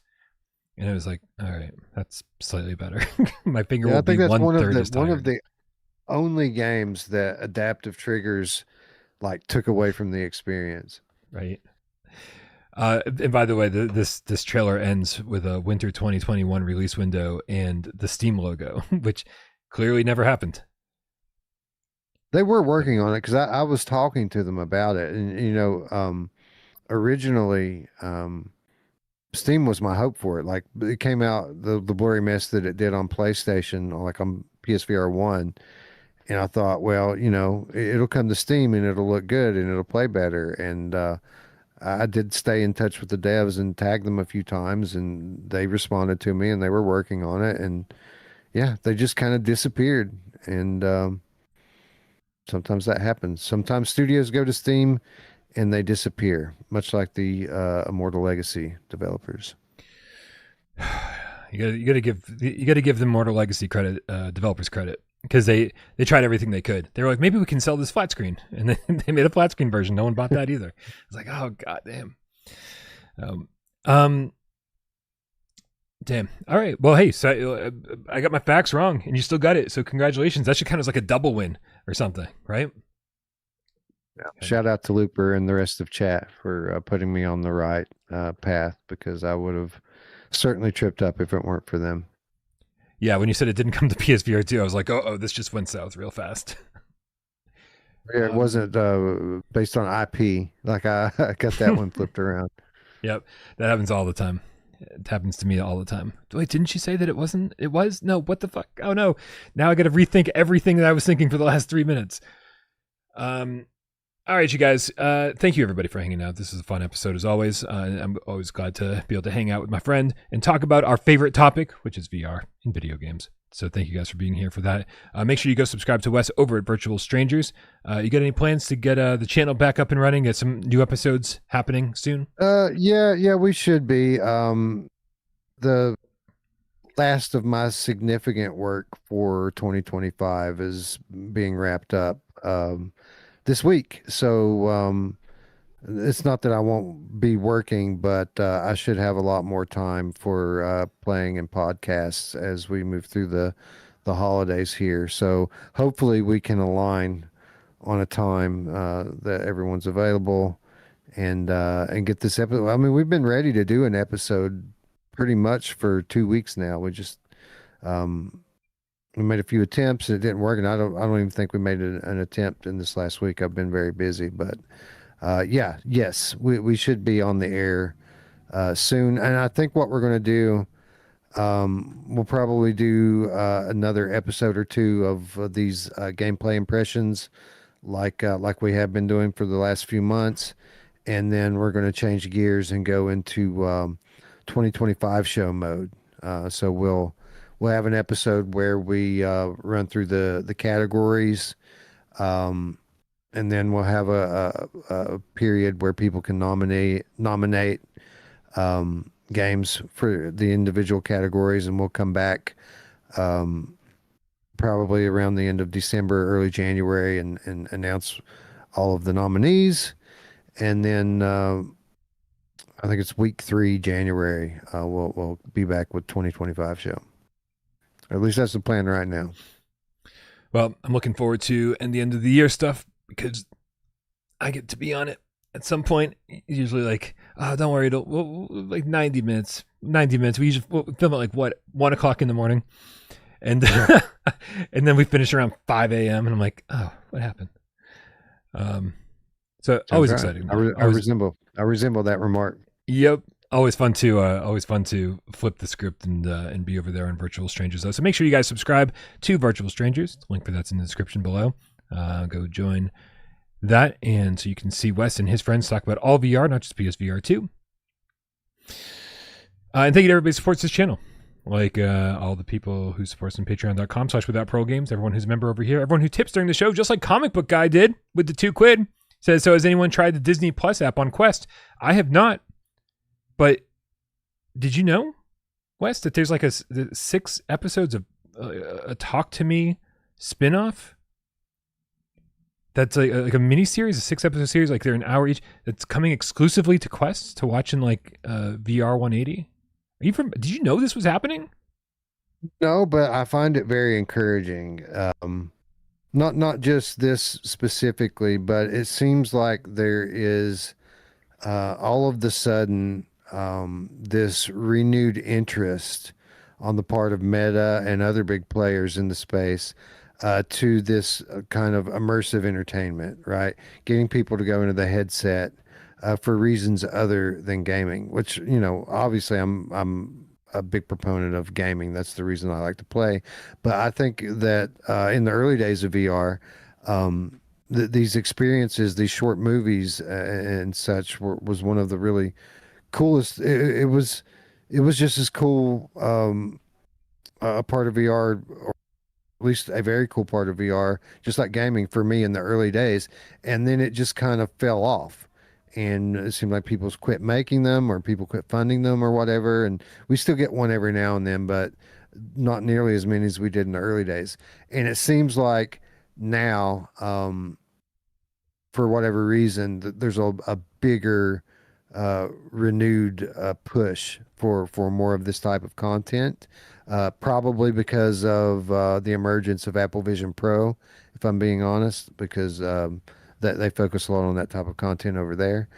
But no, I wasn't aware of this, Brian, but I find it encouraging and just more indication that that we're going to be able to enjoy many different forms of entertainment inside the headset as we move into the future.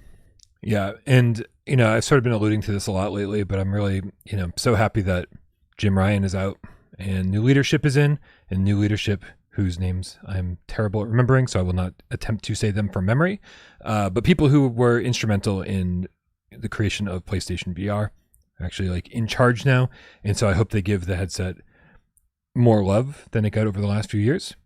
And I could definitely see, you know, media apps start making an appearance, and who knows what else? Maybe games, ports of PSVR 1 stuff, right? Just like these small little moves that Sony could be making in order to say, hey, we're still behind this thing. We're still behind this thing. PSVR2 Pro. Yeah. Coming with PlayStation 6. That's what I want. I want PSVR2 Pro with my PS6. Yep. And I think that would make the most sense, PSVR 2 Pro, which is just a better version of the thing that we have. But you can absolutely use your PSVR 2. It's forward compatible with the PlayStation 6. I think this is the way to go. This is the way to go.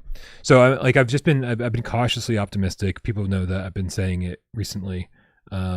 Just feeling good about the future of PSVR 2, feeling good about the future of Sony, right? Like this whole games as a service, live service nonsense is like out the door, right? That's no longer the focus. And I think there are people in charge who are going to get Sony back to the thing that makes PlayStation what PlayStation has always been about. But best games, the best games. That's what it's always been about, having the best games. But we also know you can't just right the ship in days or weeks or months. It's going to be upwards of a year or two before we start seeing the fruits of this change. So I just kind of beg everyone to be patient. But I think our headset is in the right hands now. So I'm optimistic. So that led to a conversation about nothing about Disney Plus, but we're with you, comic book guy. Hope that hopefully this kind of stuff makes it over to our headset as well at some point in the future.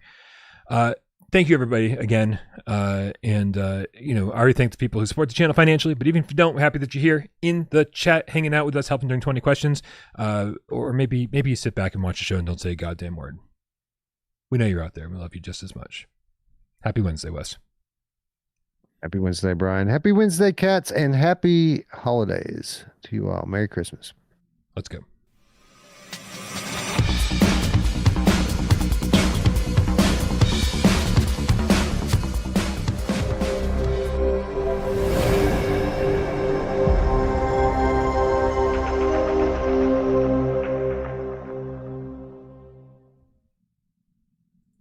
Steve Irie in the chat says, just call it PSVR 2.0 or something. Calling stuff a pro just sounds daft. Well, I mean, at least in the PlayStation ecosystem, we know what a pro is, right? We already understand that nomenclature. Calling something a 2 makes you go, is this compatible with anything I own? Right? Is PlayStation VR 2 compatible with PlayStation 4? It all gets very confusing. But at least a pro, you're like, oh, the pro's just fucking optional. You know this at this point. The pro is the thing we have, but just better. And so I think that they've stuck with that since the PlayStation 4 and the PlayStation 4 Pro, and now with the PS5 Pro, and I think they got to stick with that. Otherwise, it'll get real confusing. PSVR 2 too. I like it. Or 2.5. You know what though? The big. It seems like the move everywhere is to standalone, right? And I don't just mean like in terms of VR, but I mean in general. You got your Steam Deck, you've got your Switch. It seems like there's going to be a handheld version of PS6. At least there's some really heavy rumors that that's what's going to happen. Kind of scares me a little bit, to be honest, when it comes to VR. Like, because while I would love for my my PSVR 3 to tether wirelessly to the console, I don't think standalone. I don't think Sony's ready for standalone VR yet, because I don't like. Obviously, we're at the point now where standalone VR can be good. Quest 3 is good. I'm sure the Valve headset will be good as well. I just don't want to take a step back from PSVR 2 and have 3 be a worse experience than 2 was. Yeah, and listen, I think they can justify the existence of a wire or even a wireless, as long as it's tethered to the console for power. I say tethered using the loosest possible terms. It could be wirelessly tethered, but they need to justify that. They need to start justifying that and start showing us like, hey, these are games that can only be done with a console. They need to justify the need for a PlayStation 6, and saying, hey, this is why our games look better than Quest 4. This is why our games look, we should play your games over here rather than, Apple Vision Pro, something along those lines. So hopefully Sony ramps up some first party support, because I know that's what people want, right? That's what people want. Some first party support that really shows off the capabilities of the headset. It just can't be done anywhere else, right? Because they've got that capability using DFR. They can outperform a lot of PC rigs to a certain degree. So PS6, I think, will be very interesting. Wes, it's time to take a look back into Without Parole history. We're going to go all the way back, further than we How usually far go back. Well, we're going to go back about 6 years. Still before there were like any words on the thumbnail other than PSVR Gamescast Live, but I thought this one was a fun one. Here it is. December 12th, 2019, headlining with Attack of the Kart Racers, Dash Dash World, Mini Motor Racing X in touring karts. These were simpler times, Wes. Much simpler times. Yeah, like for the most part, these have all fallen off. Like Mini Motor Racing X still lives in Gen 1. Touring karts, you know, while it was I think the first in the genre to be decent and come to the platform, I don't think it stuck to people very well. Like people had fun with it for a few weeks and then kind of moved on from it. Dash Dash for that gen was definitely the best kart racer, which we never got. They planned on a got. They planned on a PSVR 1 version forever, and then they said oh, it just took too long, and now we're just gonna have to move to PSVR 2. And I was like, that's actually fine, that's great news. And then the last time I talked to them, like almost 2 years ago, they actually responded and said we can't get our hands on a PSVR 2 dev kit, so we had to move on to other things.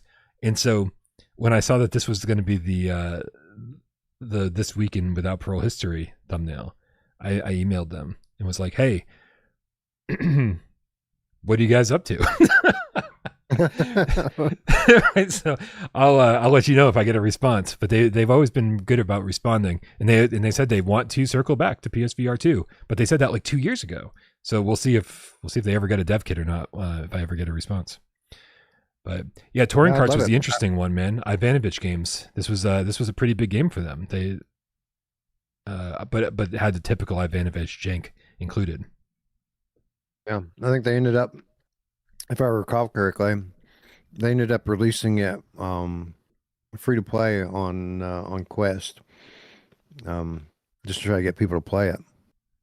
Oh, and I could be pulling that out of my ass completely, but that seems to be what I remember happening. Oh man, that sucks. Because yeah, Dash Dash was really great. In fact, I think Dash Dash is a pretty good competition for Galaxy Kart. Although I think at this point, Galaxy Kart is probably the better VR kart racer. I don't know, man. Dash Dash was good. I think Galaxy Kart, if they would kept going with it, put maybe a few more tracks in it, polished it up a little bit more, it could hold that spot, right? Like it could be a prime time perennial game that people keep coming back to. But as you know, very busy studio guys. Yeah, they've moved on to other things. It's true. I mean, I'm actually insanely happy with the amount of tracks they ended up delivering us, because they gave us so many after launch. But the fact is like my biggest complaint, I think, is that it's 6 players only. Like, and I feel like a kart racer, you just need a lot more chaos on the track. And so I think my dream for that game is to get back to 8 players, because at one point it was, but it caused too many bugs and they had to shrink it down to 6. But I feel you. Anyway, I just thought this was a nice trip down memory lane. Indeed. Good all time. right, everybody. A simpler time. A simpler time. It really was. Everyone, you have a great night. We'll talk to you soon. We love you all. Meow.